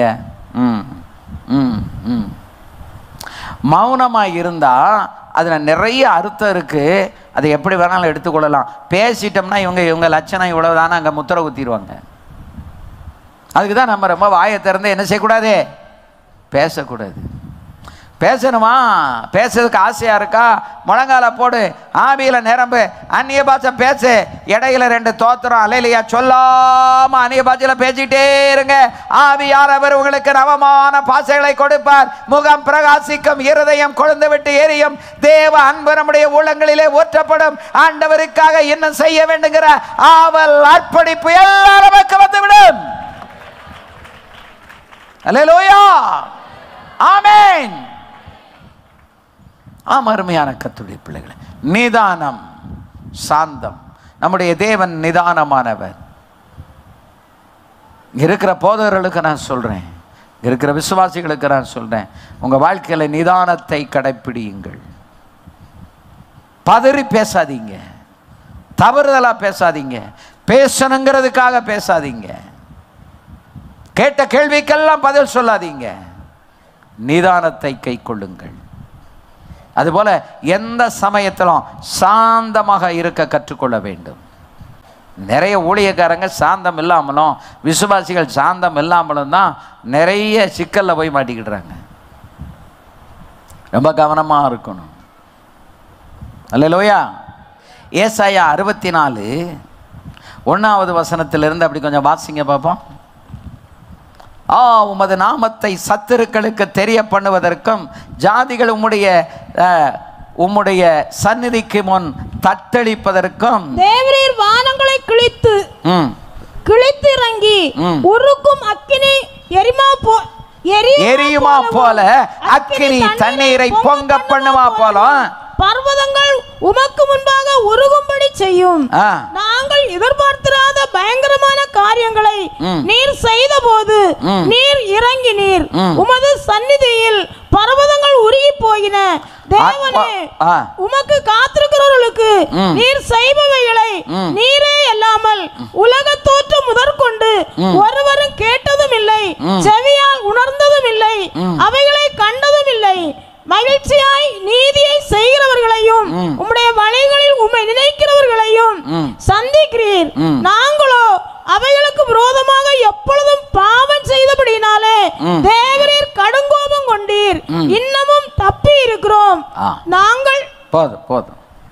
அருமையான கர்த்தருடைய பிள்ளைகளே, தேவன் வானத்தை கிழிச்சு இறங்கினாரு. பெந்தகோஸ்து நாள்ல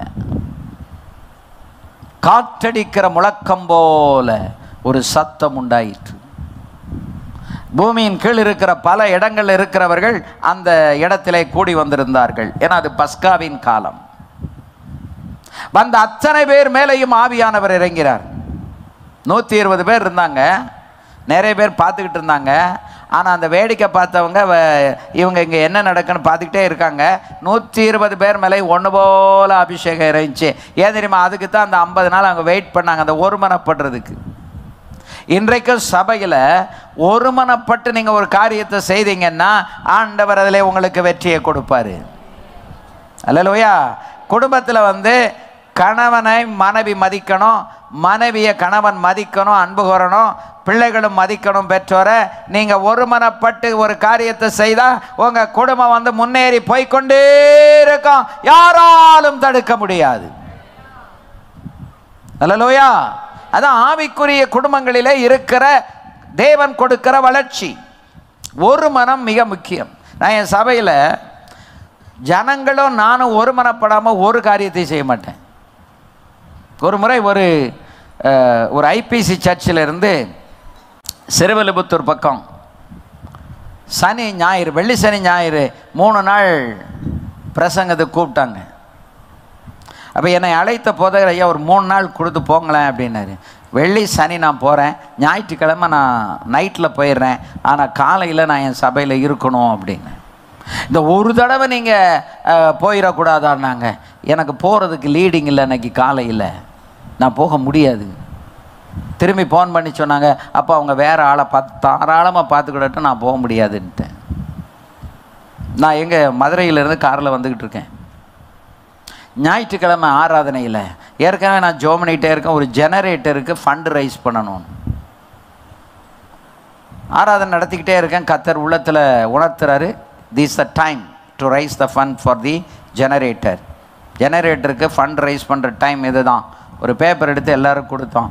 அருமையான கர்த்தருடைய பிள்ளைகளே, அந்த ஜெனரேட்டர் வாங்குறதுக்கு அப்படியே அந்த பணம் அந்த ஆராதனையிலேயே கிட்டத்தட்ட 1.25 லட்சமோ 2 லட்சம் வந்துடுச்சு. எதனால் தெரியுமா? கர்த்தர் சொன்ன நேரத்தில் எல்லாரும் ஒருமனப்பட்டதுனால கர்த்தர் கிரியை செய்தார். நான் அந்த அவங்க கூப்பிட்ட கன்வென்ஷனுக்கு போயிருந்தா என்ன ஆயிருக்கும்?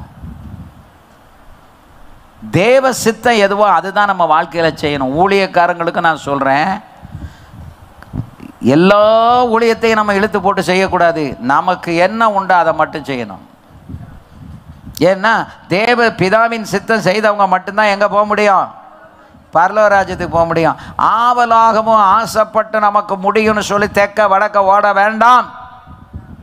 எது நம்முடைய ஊழியம் இல்லையோ அதை நாம் தொடவே கூடாது.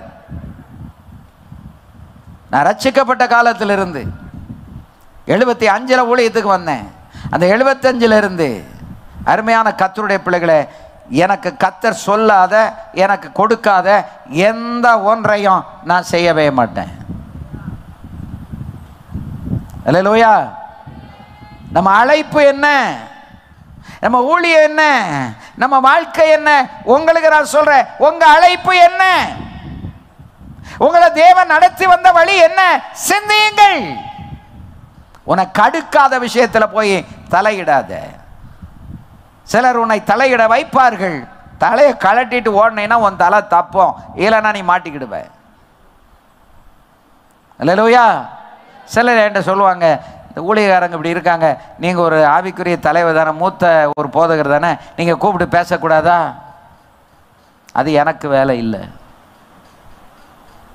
அல்லேலூயா. ஆமே. ஒருவேளை கர்த்தர் உணர்த்துறாருன்னா கூப்பிட வேண்டாம், நம்ம நேராக போயிடலாம். நம்ம ஒன்றும் பெரிய ஆள் கிடையாது. நேராக போய் உட்காந்து தோளில் கை போட்டு அரவணைச்சி இப்படிலாம் இதெல்லாம் நல்ல இல்லை சொல்லலாம். ஆனால் கேட்காத ஆள்கிட்ட போய் பன்றிக்கு முன்னால் எதை போடக்கூடாது? முத்தை போடக்கூடாது. இவங்க எல்லாம் நம்மளை ஏற்றி விட்டுருவாங்க. நாமளும் போய் பேசுவோம், மதிக்க மாட்டாங்க. மிதி வாங்கணுங்கிறவன் மிதிப்பட்டா தாங்க அப்புறம் புத்தி வரும். அடி வாங்குறவன் அடிபட்டா தான் புத்தி வரும். ஆண்டவர் அடிக்கிறதுக்கு முன்னாலே பலரை கொண்டு உணர்த்துவாரு. இது ஆண்டவருடைய வார்த்தை என்று உணர்கிற இருதயம் தப்பிக்கொள்ளும். அல்லேலூயா. அல்லேலூயா. இது தேவனுடைய வார்த்தை இல்ல, இவர்கள் ஏதோ நம்மை குறை கூறுகிறார்கள் என்று நினைத்தால் அதற்கு மேல அங்க பேச முடியாது. அப்புறம் நீ சிக்கி தவிச்சு சீனாபினமா போய் சீரழிஞ்சு செங்க சமந்தான் வரணும். செங்கல் கூட இல்ல, கருங்கல்ல சமக்கணும். அல்லேலூயா. தனக்கு அடுக்காத வழக்கில் போய் தலையிடக்கூடாது. 4 பேர் சொன்னாங்கிறதுக்காக நம்ம செய்யக்கூடாது. அல்லேலூயா. ஆமென். நம்மை ரட்சிக்க, நம்மை ஆசீர்வதிக்க வானத்தை கிழித்து இறங்கினார் ஆண்டவர். இந்த அக்கினியாக, அல்லேலூயா, அக்கினி எரியுமா போல, அக்கினி தண்ணீரை பொங்க பண்ணுமா போல பர்வதங்கள் ஓக்க முன்பதாக உருகும்படி செய்யும். பெந்தகோஸ்து நாள்ல வானம் கிழிக்கப்பட்டது. ஆவியானவர் இறங்கினாரு. எல்லாருடைய தலையில என்ன காணப்பட்டது? அக்கினியும் இருந்தது, ஆவியும் இருந்தது. அக்கினி நாவுகள் போல பிரிந்திருக்கும் நாவுகள் அவர்களுக்கு காணப்பட்டு அவர்கள் ஒவ்வொருவர் மேலும் வந்து அமர்ந்தது. ஹல்லேலூயா. அவர்கள் எல்லாரும் பரிசுத்த ஆவியினாலே நிரப்பப்பட்டு ஆவியானவர் தங்களுக்கு தந்தருளின வரத்தின்படியே வெவ்வேறு பாஷைகளிலே பேசத் தொடங்கினார்கள். அப்ப சபையை ஆரம்பிக்கும் போது வானத்தை கிழிச்சுத்தான் முதல்ல சரீரத்தை கிழிச்சாரு. ஏனென்றால் சபை அவருடைய சரீரமாகிய சபை. அதனாலதான் ஊழியக்காரனுக்கு விரோதமா சபைக்கு விரோதமா எதுவும் பேசிடாதீங்க, பேசிடக்கூடாது. சபைக்கு விரோதமாக குறு நிந்தை குலம் நாசம். நான் இருக்கிற ஊரில் ஒரு கத்தோலிக்க குருவானவர், அவருக்கு விரோதமாக ஒரு குடும்பம் எழும்பி ரொம்ப சேட்டை பண்ணிட்டாங்க. அவரை ஊர்க்கூட்டத்தில் கூட நிற்க வச்சு கேள்வி கேட்டு ரொம்ப அவமானப்படுத்தினாங்க. அதை பிரதானமாக லீட் பண்ணது என் சபைக்கு இந்த கை இந்த இதில் ஒரு அழுகிற மாதிரி உள்ள ஒரு வியாதியில் வலது கை இந்த விரல் அப்படியே தண்ணி ஒழுகிட்டே இருக்கும். என்கிட்ட வந்து டெய்லி ஜெபம் போவார். அவர் பிரதானமாக நின்று லீட் பண்ணிவிட்டு என்கிட்ட வந்து சொல்கிறாரு, நேற்றுக்கு நாங்கள் இப்படி பேசணும் வச்சோம், நான் தான் தலைமை தாங்கினேன் அப்படின்னாரு. ரிட்டையர்டு வாத்தியார். நான் சொன்னேன், சார் இந்த விரல் இப்போ கொஞ்சம் தண்ணி லீக் ஆகுறது நின்று இருக்கு, நாளைக்கு அழுகி கீழே விழுந்துடும் அப்படின்னா. என்ன பாஸ்டர்னாரு, உமக்கு எதுக்கு அந்த வேலை, குறு நிந்த குலம் நாசம், ஜாக்கிரதை, போய் ஒரு மன்னிப்பு கடிதம் எழுதிட்டு வரும். அந்த மன்னிப்பு கடிதத்தை அனுப்போம் அந்த ஃபாதருக்கு. அப்படியா செய்யணுமா? விரல் நல்லா இருக்குன்னா செய்யும், இல்லையா இந்த விரலை ஆண்டவர் அழுகி அப்படியே கண்ணு முன்னால் கீழே விழ பண்ணிடுவாருன்னு. இது பண்ணியிருக்கிற அக்கிரமம் கொஞ்சம் நஞ்சம் இல்லை. உடனே போய் ஒரு கடிதம் எழுதிட்டு வந்தார். இன்றைக்கும் வந்து கூப்பிடுவாங்க, எங்கேயாவது போயிருங்க, அல்லது வந்தாம்னா ஓடிருன்னு விரட்டிடணும். அதே மாதிரி விரட்டினார். ஆனாலும் ஒரு நாள் பண்ண அந்த கூத்துக்கு கடைசியில் அவர் ஞானசானம் எடுக்க முடியாமலே மரித்து விட்டார். அல்லேலூயா. நம்ம செய்கிறத கர்த்தர் உன்னிப்பாக கவனித்து கொண்டிருக்கிறார். ஜாக்கிரதையா இருக்கணும். ஆவிக்குரிய விசுவாசிகள், ஆவியில் இருக்கிறவர்கள், சபைக்குள்ள இருக்கிறவர்கள் தடுமாறுவதற்கு காரணம் என்ன? நம்ம தடுமாற வேண்டிய அவசியமே கிடையாது. ஏன் தெரியுமா? ஆண்டவர் இரவும் பகலும் காவல் காத்து கொண்டிருக்கிறார் உங்களை என்னையும். ஆதி அன்பையே மறக்காம நினைக்கிறவர் என்றால் அவர் எப்படிப்பட்ட சூப்பரான ஒரு தேவன், நினைத்து பாருங்கள் தேவ மக்களே. அல்லேலூயா, ஆமென். குறு நிந்தை குலம் நாசம். எந்த குடும்பம் அவர் அந்த அந்த ஃபாதருக்கு விரோதமாக எழும்புறாங்களோ அது அப்படியே அந்த குலம் அப்படியே அழிந்து போய்விட்டது. It's a fact, it's a reality. என் கண்ணால் பார்த்ததை நான் உங்களுக்கு சொல்கிறேன். அல்லேலூயா. அதே மாதிரி பெந்தகோஸ் சபைகளில், பல குடும்பங்களில், பல சபைகளில் சில விசுவாசிகள் இதை மாதிரி செய்தவர்கள்லாம் இன்னைக்கு இருக்கிற இடமே தெரியல, அடையாளம் கூட இல்லை. ஒரு காலத்தில் பிரகாசித்தவர்கள் இன்னைக்கு எல்லாம் போச்சு. ஏன் தெரியுமா? நீ செய்கிறதை கர்த்தர் அங்கீகரிக்க மாட்டார். ஊழியக்காரனை கேட்கறது கர்த்தர் இருக்காது. அவன் மனைவி கூட அதை தவறாக பயன்படுத்தினா கர்த்தர் விட மாட்டார். அல்லேலூயா. ரொம்ப கவனமாக இருக்கணும். ஆவிக்குரியவர்கள் என்று அழைக்கப்படுவது மாத்திரமல்ல, நெருப்பு ஆற்றுல நூலை கட்டி நடந்தது போல நடந்தால்தான் நித்தியத்தில் போய் நம்ம சேர முடியும். இல்லைன்னா கைவிடப்படுவோம். இங்க ஆராதித்து ஆண்டவருக்காக செய்து பிரயோஜனமே இல்லை. வருகை மிக சமீபம். அதனாலதான் தேவனே உமக்கு காத்திருக்கிறவர்களுக்கு நீ செய்பவைகளை நீரே அல்லாமல் உலகத் தோற்றம் முதற்கொண்டு ஒருவரும் கேட்டதும், செவியால் உணர்ந்ததும், கண்ணால் கண்டதும் இல்லை.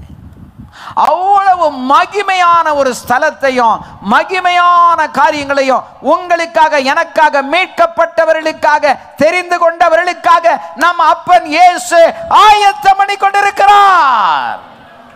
அவர் ஆயத்தம் பண்ணின பின்பு அவர் வந்து சபை அப்படியே மர்வமாக்கி எடுத்துருவாரு. நீங்கள் மருவத்தில் போகணுன்னா ஒரு பெந்தகோஸ்து சபையில், மீட்கப்பட்ட சபையில் இருக்கணும். அந்த சபையும் உபதேச நிறைந்த சபையாக இருக்கணும், வசனத்தை கை கொள்கிற சபையாக இருக்கணும். அல்லேலூயா.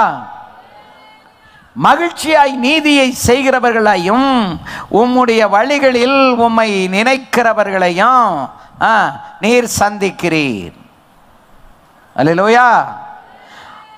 அவருடைய நீதியை உங்க வாழ்க்கையில், அன்றாட வாழ்க்கையில செய்து கொண்டே வந்தார். அதனாலதான் உங்களுக்கு எனக்கு என்ன பேரு?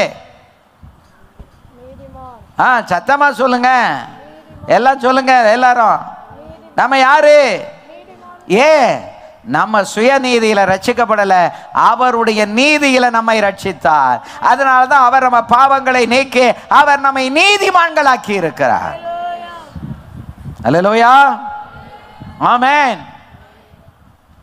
விசுவாசம் தான் முக்கியம். மார்ட்டின் லூதர் கண்டுபிடிச்சார். எப்போ? ரோமாபுரியில் இருக்கிற செயின்ட் பீட்டர் கத்தீட்ரல்ல அந்த படியில முழங்கால ஏறிக்கிட்டே இருக்காரு. அப்பதான் ஒரு வார்த்தை, ஒரு சத்தம் அவர் காதிலே விழுந்தது. விசுவாசத்தினாலே நீதிமான் பிழைப்பான். It is not by crawling on the steps of St. Peter Cathedral, but it is by believing God you will be saved. படிக்கட்டில் முழங்கால் படியிட்டு ஏறினதுனால நீ ரட்சிக்கப்பட மாட்டாய், நீ பிழைக்க மாட்டாய். விசுவாசத்தினாலே நீதிமான் பிழைப்பான். அன்றைக்கு தான் he rebelled against the Roman Catholic Church. ஒரு ப்ராட்டஸ்டன்ட்ங்கிறத ஒன்றை கொண்டு வர்றதுக்கு அந்த ரோமன் கத்தோலிக் சர்ச்சுக்கு எதிராக 90 தீசிஸ்னு அந்த கொள்கைகளை எழுதி அந்த கத்தீட்ரல் சர்ச்சில் கொண்டு போய் ஒட்டினார். அவரை கொலை செய்வதற்கு தேடினார்கள். தப்பி பிழைத்து ஓடினார். ஏனென்றால் அந்த சபையில் ஒரு மறுமலர்ச்சியை உண்டு பண்ணும்படிக்கு தேவனால் எழுப்பப்பட்ட ஒரு தேவ மனுஷன்தான் மார்ட்டின் லூதர். அல்லேலூயா. அதான் புராட்டஸ்டன்ட் சர்ச் வந்துச்சு. அல்லேலூயா. ஆகவே மகிழ்ச்சியாய் நீதியை செய்கிறவர்களையும் உம்முடைய வழிகளில் உம்மை நினைக்கிறவர்களையும் சந்திக்கிறீர். கரெக்டா நீங்க நடங்க, செய்யுங்க, உங்களை கர்த்தர் சந்திப்பா. It is a day for us everyone, for God to meet you. உங்களையும் என்னையும் தேவன் சந்திக்கும் நாள் இந்த நாள். விசுவாசிக்கிறவங்க எல்லாம் கையை வைத்து 3 அல்லேலூயா சொல்லுங்க பாப்போம்.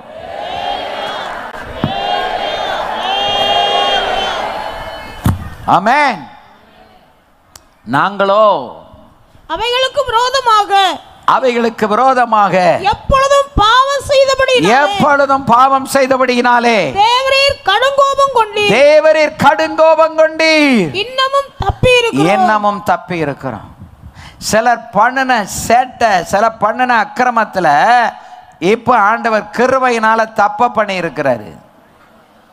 இல்லைன்னா நம்ம பண்ண சேட்டையெல்லாம் சேர்த்து கணக்கு வச்சாரு, அவர் கோபம் இறங்குச்சுன்னா நம்ம எல்லாரும் அழிந்து போயிருப்போம். இது கிருபையின் காலம். இன்றைக்கு அல்லது நாளைக்கு மனம் திரும்புவார்கள் என்று ஆண்டவர் நம்ம ஒவ்வொருவரையும் குறித்து அன்பினால எதிர்பார்த்து கொண்டிருக்கிறார்.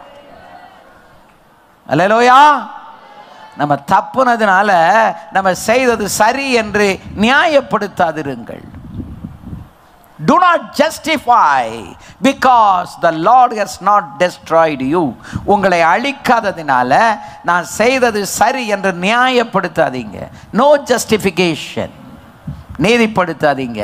What we have done is wrong. தவறாய் செய்தது தவறுதான், அதற்கு பரிகாரம் தேடுங்கள். அல்லேலூயா. ஆவிக்குரிய ஜீவியத்தில் இன்றைக்கு உதிர்ந்த நிலையில் இருக்கிறார்கள். அல்லேலூயா. 64 6வது வசனத்தை வாசிங்கம்மா. நாங்கள் அனைவரும் தீட்டானவர்கள் போல இருக்கிறோம். எங்களுடைய நீதிகள் எல்லாம் அழுக்கான கந்தை போல இருக்கிறது. நாங்கள் அனைவரும் இலைகளைப் போல உதிருகிறோம். எங்கள் அக்கிரமங்கள் காற்றைப் போல எங்களை அடித்துக் கொண்டு போகிறது. எங்களை காற்றைப் போல அடித்துக் கொண்டிருக்கிறது.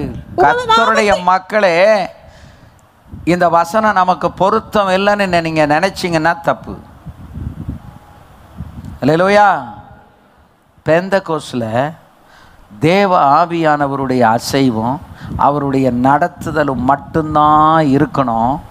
மனுஷ சத்தம் அங்கே கேட்கக்கூடாது. கேட்க வேண்டியது தேவ சத்தம். அல்லேலூயா. இங்கே இருக்கிற ஒவ்வொரு ஊழியக்காரரையும் நம்பி ஆண்டவர் ஒவ்வொருத்தர் கையிலையும் ஒரு கூட்ட ஆத்துமாக்களை கத்த தந்திருக்காரு. எதுக்கு தெரியுமா? அத்தனை பேரையும் வருகையில் கொண்டு போய் சேர்க்கிறதுக்காக. To bring them into the second coming of Jesus. நாம் அதில் தான் மோட்டிவேட் ஆகணும், அதற்காகத்தான் பிரயாசப்படணும், அதில் தான் நாம் செய்துக்கிட்டே இருக்கணும்.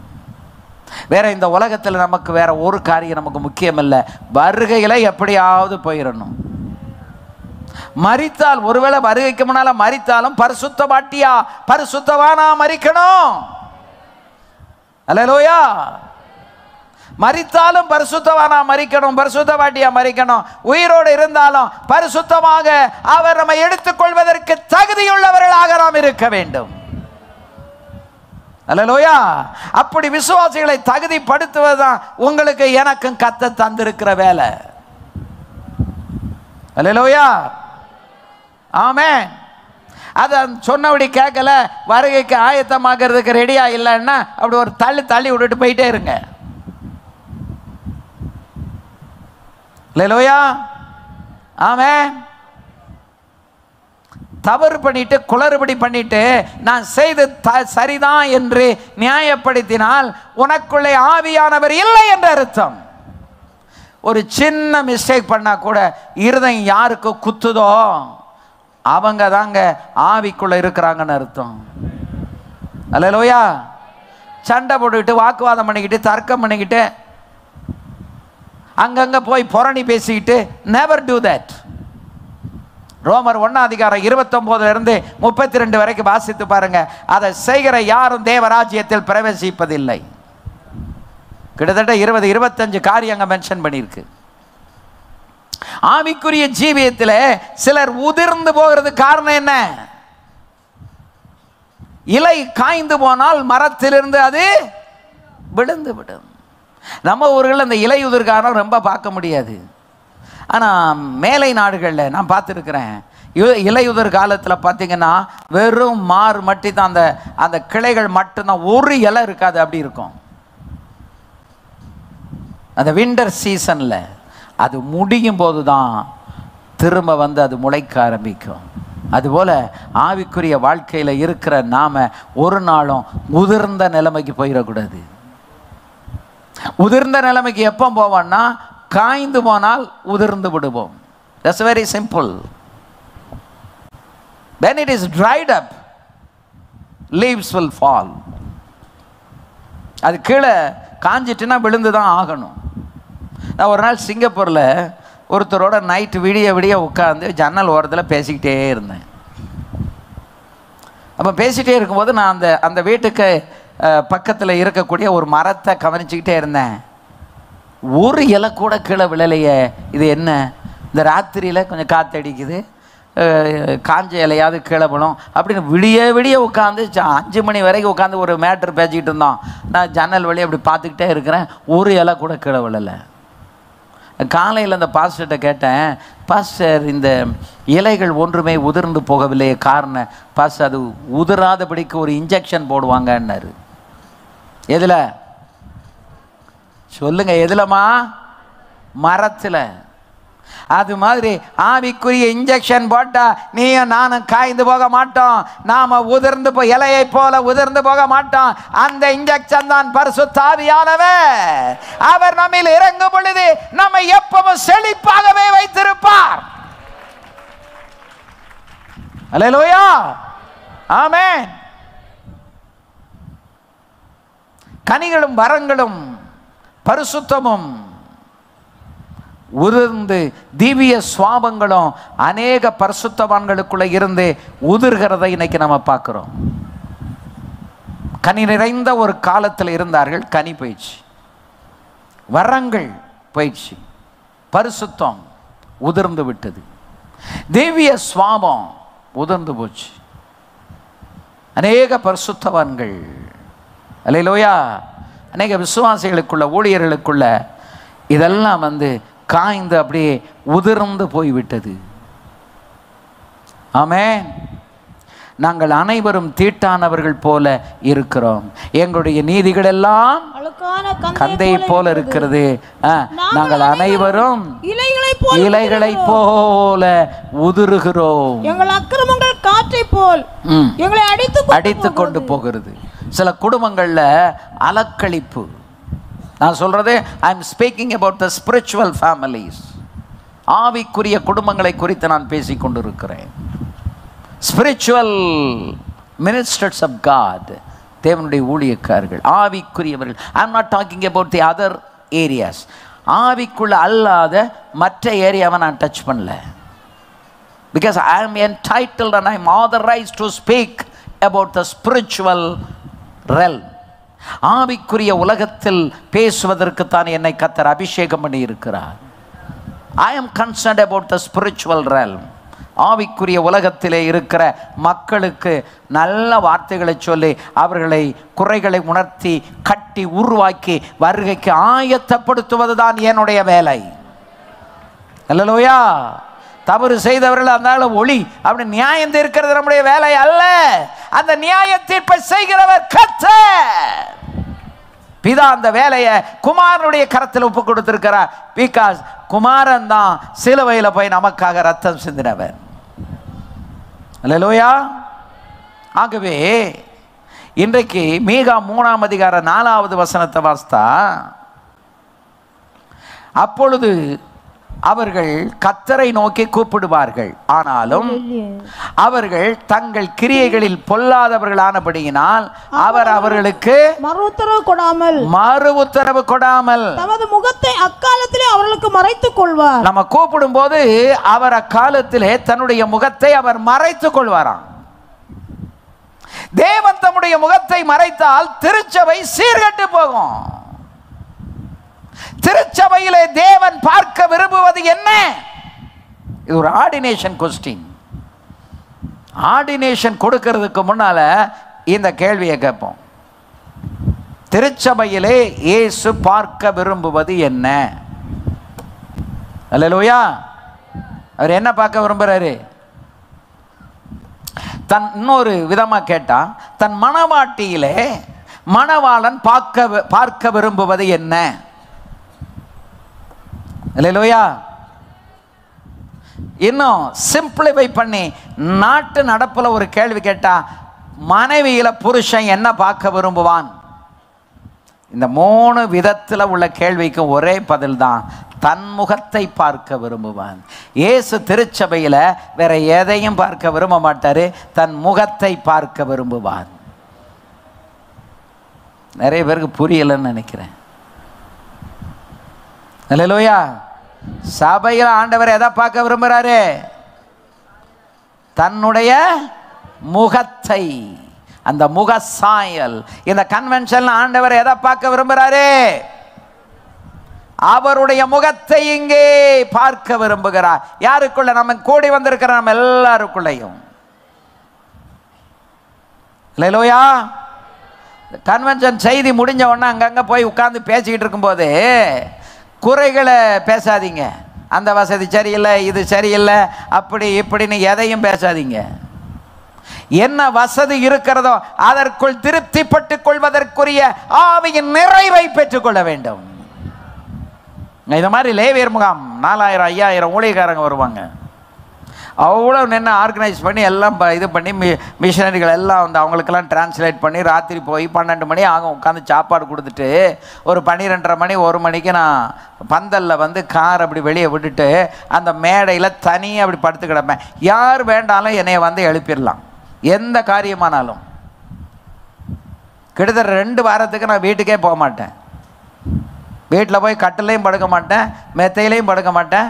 ஒரு சும்மா அப்படி ஒரு தரையில் அந்தாக்கில் அப்படியே நைட்டில் படுத்து கிடப்போம். இல்லையா? ஏன் தெரியுமா? பொறுப்பு இருக்குது. திடீர்னு ஒரு அசம்பாவிதம். ஒரு நாள் அப்படி தான் நானும் கிறிஸ்டியானா இப்படி பக்கத்தில் படுத்துருக்கோம். பக்கத்தில் அப்படி பிஎஸ் சிஸ்டம் இருக்குது. மிட் நைட்டு தீ பிடிச்சிட்டு சடார்னு எந்திரிச்சு உடனே அங்கே இருந்ததுனால அணைக்க முடிந்தது. இது மாதிரி பெரிய பந்தல். சத்துரு எந்த நேரத்திலையும் நமக்குள் ஊடுருவதற்கு அவன் ரெடியாக இருப்பான். நாம் ஒருவரும் அதற்கு இடம் கொடுக்கக்கூடாது. நிறைவாய் நினையுங்கள், நிறைவாய் பேசுங்கள், நிறைவாய் ஜெபியுங்கள். அல்லேலூயா. இந்த 7 நாள் கன்வென்ஷனையும் ஜெய் ஜெய் ஜெயன்னு கர்த்தர் நடத்தி கொண்டு போவார். அல்லேலூயா. அதற்கு உங்களுடைய ஜெபமும் உங்களுடைய பேச்சும் உங்களுடைய வார்த்தைகளுடைய நடக்கைகளும் மிக மிக மிக மிக முக்கியம். அல்லேலூயா. 20 வருஷம் இதே மாதிரி ஆயிரக்கணக்கான ஊழியக்காரர்களை வச்சு அந்த லேவியர் முகாம் நடத்தின அந்த அனுபவம் எனக்கு இருக்கு. 1 வருஷம் 2 வருஷம் இல்லை, 20 long years I have the experience. அல்லேலூயா. வெவ்வேறு இடங்கள்லேருந்து வருவாங்க. ஒரு நாள் ஒரு ஊழியக்காரர் சென்னையிலேருந்து வந்தார். என்கிட்ட வந்து கேட்டார், எனக்கு பேசுறதுக்கு 10 நிமிஷம் வேணும், டைம் வேணும் அப்படின்னாரு. பாஸ்டர், ஆல்ரெடி டைம் எல்லாம் ஃபிக்ஸ் பண்ணி யார் யார் எந்தெந்த நேரத்தில் என்ன பாட்டு எத்தனை, யார் சாட்சி, யார் பிரசங்கம், காலையில் மத்தியானம் எல்லாம் வந்து பிரிண்ட் பண்ணி உங்கள் கையில் கொடுத்துருக்குல்ல, இதில் எந்த கேப்பில் உங்களை விட அப்படின்னு. இல்லை, நான் பேசாமல் போக மாட்டேன். சரி, ஐயா வருவாங்க, நீங்கள் கேளுங்கன்னா நேராக பாசியாக வந்தாங்க. அவர்கிட்ட போய் கேட்டார், பிரிண்ட் பண்ணி ப்ரோக்ராம் கையில் கொடுத்துருக்குல்ல, இதில் எதில் உம்மை நுழைக்கிறது? அவர், நான் விடமாட்டேன், நான் பேசுவேன் அப்படின்னாரு. உடனே பாசியா சொன்னாங்க, ஊசிக்கு ஊசி இறங்குமான்னாங்க. ஊசிக்கு ஊசி இறங்குமா? சொல்லுங்கள், ஊசிக்கு ஊசி இறங்குமா? இறங்காது. ஊசியை கட்டையில் குத்துனா இறங்கும், துணியில் குத்துனா இறங்கும். ஆனால் ஊசிக்கு ஊசி இறங்காது. ஊசிக்கு ஊசி இறங்குமா அப்படின்னு ஒரு கேள்வி கேட்டாங்கல்ல, பேக்கை தூக்கிட்டு போயிட்டாரு. சிலர் வந்து கலவரம் பண்ணுறதுக்குனே வருவாங்க, ஆனால் கர்த்தர் அடையாளம் காட்டி கொடுப்பார். அல்லேலூயா. ஆவிக்குரிய ரீதியிலே ஆவியிலே களி கூர்ந்து மகிழ்ந்து நாம் எல்லாரும் கொண்டாடி கொண்டு இருக்கும் போது சாத்தான் இடைவெளி எங்கே விடுகிறது என்று அவன் ரொம்ப சுத்தி சுத்தி வந்துகிட்டே இருப்பான். அதுக்கு தான் நீங்களும் நாங்களும் கவனமா இருக்கணும். இந்த கன்வென்ஷன்ல மட்டும் இல்லை, உங்க குடும்பத்தில் கவனமா இருங்க, உங்க சபைகளில் கவனமா இருங்க. அல்லேலூயா. என்றைக்கு தேவனுடைய முகம் சபைக்கு மறைக்கப்படுகிறதோ, ஒரு ஊழியக்காரனுக்கு, ஒரு ஊழியக்காரிக்கு, ஒரு விசுவாசிக்கு, ஒரு ஆவிக்குரிய குடும்பத்துக்கு என்றைக்கு தேவனுடைய முகம் மறைக்கப்படுகிறதோ அன்றைக்கு அங்கே பிரச்சனை இருக்குன்னு அர்த்தம். அதனால தான் அங்கே சொல்லி இருக்குது, தங்கள் கிரியைகள் பொல்லாதவர்களானபடியால் அவர் அவர்களுக்கு மறு உத்தரவு கொடாமல் தமது முகத்தை அக்காலத்திலே அவர்களுக்கு மறைத்துக் கொள்வார். நம்ம வாழ்க்கையில் ஒரு காலத்திலையும் ஆண்டவர் அவருடைய முகத்தை மறைக்கவே கூடாது. ஜெபம் கேட்கப்படாம போயிடும். உங்களை கழுவி சுத்திகரியுங்கள். ஏசாயா 1:15 சொல்லியிருக்கு பாருங்க, 16வது வசனத்தில் 15 சொல்லியிருக்கு, நீங்கள் உங்கள் கைகளை விரித்தாலும் என் கண்களை உங்களை விட்டு மறைக்கிறேன், நீங்கள் மிகுதியாய் ஜெபம் பண்ணினாலும் கேளே, உங்கள் கைகள் ரத்தத்தினால் நிறைந்திருக்கிறது. அன்னைக்கு ரத்தம்னு சொல்லியிருக்கு, இன்னைக்கு பொல்லாத கிரியைகள் விசுவாசிகள் கையில, ஊழியக்கார கையில பொல்லாத கிரியைகள் இருந்தா ஜெபம் கேட்கப்படாது. அல்லேலூயா. உங்களை கழுவி சுத்திகரியுங்கள், உங்கள் கிரியைகளின் பொல்லாப்பை என் கண்களுக்கு மறைவாக அகற்றிவிட்டு தீமை செய்தலை விட்டு ஓயுங்கள். போன வருஷம் ஜப்பானுக்கு நானும் பாசமாக போயிருந்தோம். ஒரு மாதம் அங்கே மிஷினரி ஒர்க் பண்ணுறதுக்காக. ஒரு வீட்டில் எங்களுக்கு மத்தியானம் ஆராதனை முடித்த உடனே ஒரு விருந்துக்கு கூப்பிட்டுருந்தாங்க. போய் அங்கே உட்காந்து நல்ல விருந்து கொடுத்தாங்க, சாப்பிட்டோம். சாப்பிட்டுட்டு நான் அப்படி பார்த்தேன், இந்த மூலையிலேருந்து அந்த மூலை வரைக்கும் ஒரு பெரிய டிவி அங்கே இருந்துச்சு. ஆனால் அவ்வளோ பெரிய டிவி இங்கே இந்தியாவில் கூட நான் பார்க்கல. அதை பார்த்துட்டு நல்ல ஆவிக்குரிய குடும்பம், நல்ல பக்கா குடும்பம். கண் அப்படி மேலே ஏறெடுத்து பார்த்தேன், ஒரு 3 பொம்மைகள் மேலே இருந்துச்சு. அந்த பொம்மையை நான் அப்படி பார்த்துக்கிட்டே இருக்கேன். ஒரு ஆவி அதுக்கு பின்னால் கூட இப்படி உருண்டு போய்கிட்டு இருக்கிறத என் கண்ணில் கர்த்தர் காட்டினார். நான் பார்த்துக்கிட்டு இருக்கிற அதே நேரத்தில் பாஸ்டமாவும் அதை பார்த்துட்டு, இந்த பொம்மை என்ன ஒரு ஆவி அதில் நடமாடிக்கிட்டு இருக்கேன்னு அவங்க எண்ணிக்கிட்டு இருக்கிறாங்க. நமக்கு விருந்து கொடுத்தாங்க, இவங்ககிட்ட போய் சொல்லவான்னு யோசிக்க முடியுமா? உடனே சொன்ன, brother why do you keep these dolls here? ஏன் இந்த பொம்மையை வச்சுருக்கீங்க? அவர் சொன்னார், my wife has kept it. என் மனைவி அங்கே வச்சுருக்குறா. நான் சொன்னேன், இந்த பொம்மை உங்கள் வீட்டில் இருக்க வேண்டியதில்லை. பாஸ்டர், இது நத்திங். அவர் சொன்னார், it is nothing pastor. One we brought it from West Bengal, one from Indonesia. அங்கேருந்து இப்படி எடுத்துகிட்டு வந்தோம் அப்படின்னாரு. எங்கேருந்து எடுத்துகிட்டு வருவீங்களா எனக்கு தெரியாது, பட் ஆவிக்குரிய எங்கள் வீட்டில் இது இருக்கக்கூடாது, அதில் ஒரு ஆவி நடமாடிக்கிட்டு இருக்கு அப்படின்னு. அவங்களால நம்பவே முடியலை. நம்ம சொல்லத்தானே முடியும். சொல்லிவிட்டு நாங்கள் கிளம்பிட்டோம்.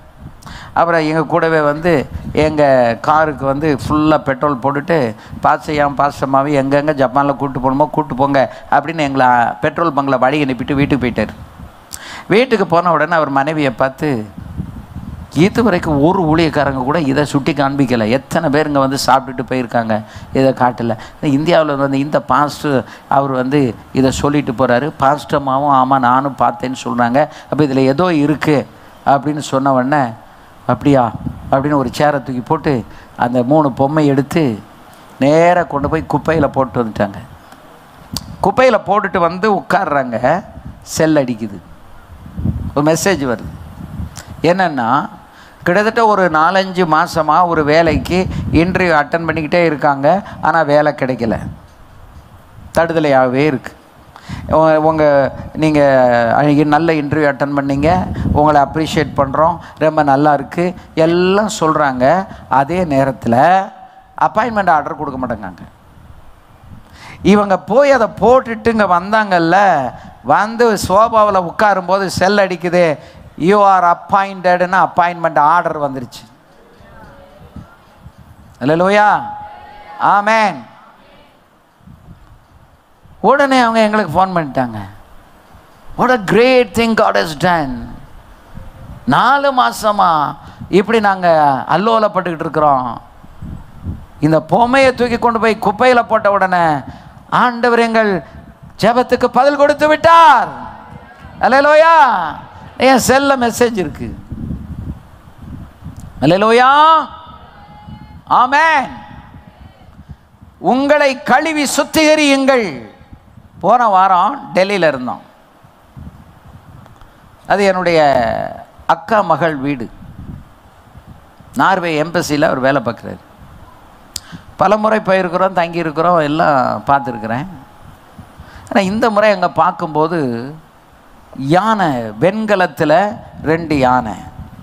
அவருக்கு ரொம்ப யானை பிடிக்கும். 2 யானை வெண்கலத்தில் இருக்குது. ஒரு குட்டி குட்டியாக ஒரு 5-6 யானை ஒரு சின்ன இதை அப்படி செவரில் தொங்க விட்டு அதில் வச்சுருக்காங்க. அப்படி போயிட்டு இப்படி வரும்போது ஆவியானவர் என்னை உணர்த்துற, அந்த யானையை பாரு அப்படின்னு. நான் உடனே இப்படி கிட்ட போய் பார்த்தேன். அந்த யானை தும்பிக்கை இப்படி தூக்கிக்கிட்டு இருக்கு, அதில் பட்டை அடிச்சிருக்கு. சின்ன இந்த இவ்வளோ பெருசு தான், ஒரு 4-5 யானை. அப்படி போய் உட்காந்துட்டு கூப்பிட்டுங்க, வாங்க, why you keep these elephants? சித்தப்பா, அது வந்து எனக்கு யானை ரொம்ப பிடிக்கும். நான் சொன்னேன், யானைன்னா என்ன தெரியுமா அப்படின்னு.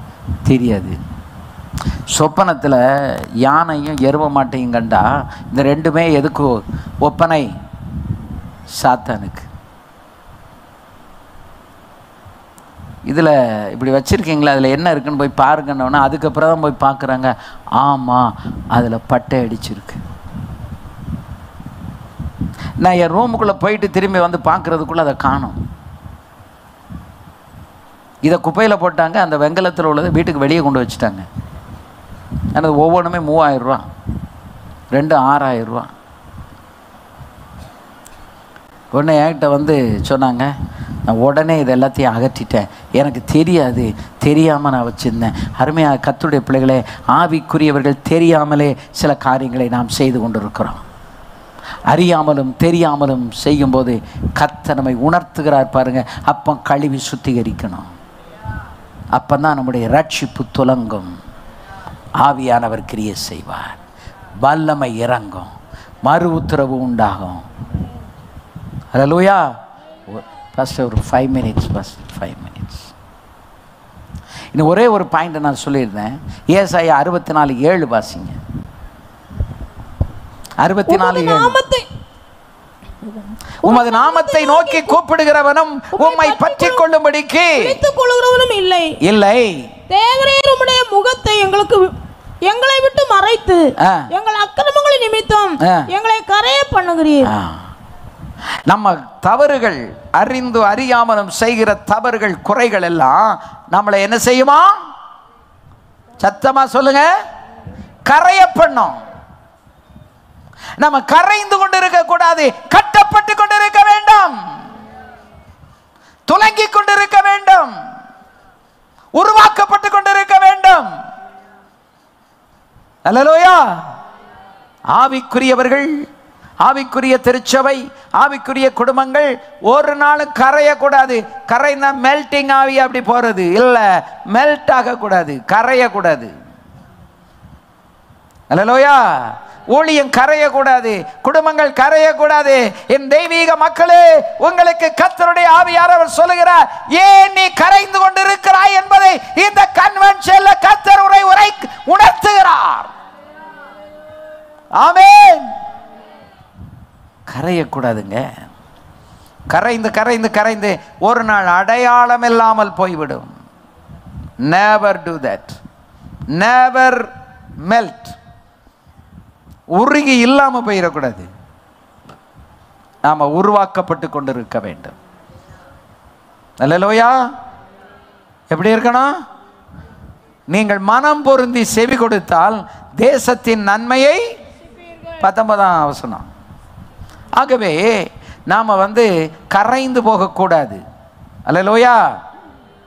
அடுத்து 9வது வசனத்தை நீங்க வாசிங்க. அப்பொழுது அவர், கர்த்தாவே, அதிகமாய் கடுங்கோபம் கொள்ளாமலும் என்றைக்கும் அக்கிரமத்தை நினைத்துக் கொள்ளாமலும் இருப்பீராக. இதோ பாரும், நாங்கள் அனைவரும் உம்முடைய ஜனங்களே. சரண்டர் ஆயிரணும் ஆண்டவர்கிட்ட. சரண்டர் ஆயிட்டா ஆவியானவர் உங்களை தூக்கிடுவாரு, உயர்த்திடுவாரு, மேன்மைப்படுத்துவாரு, உன் குறைகளை உன்னை விட்டு நீக்குவார். அல்லேலூயா.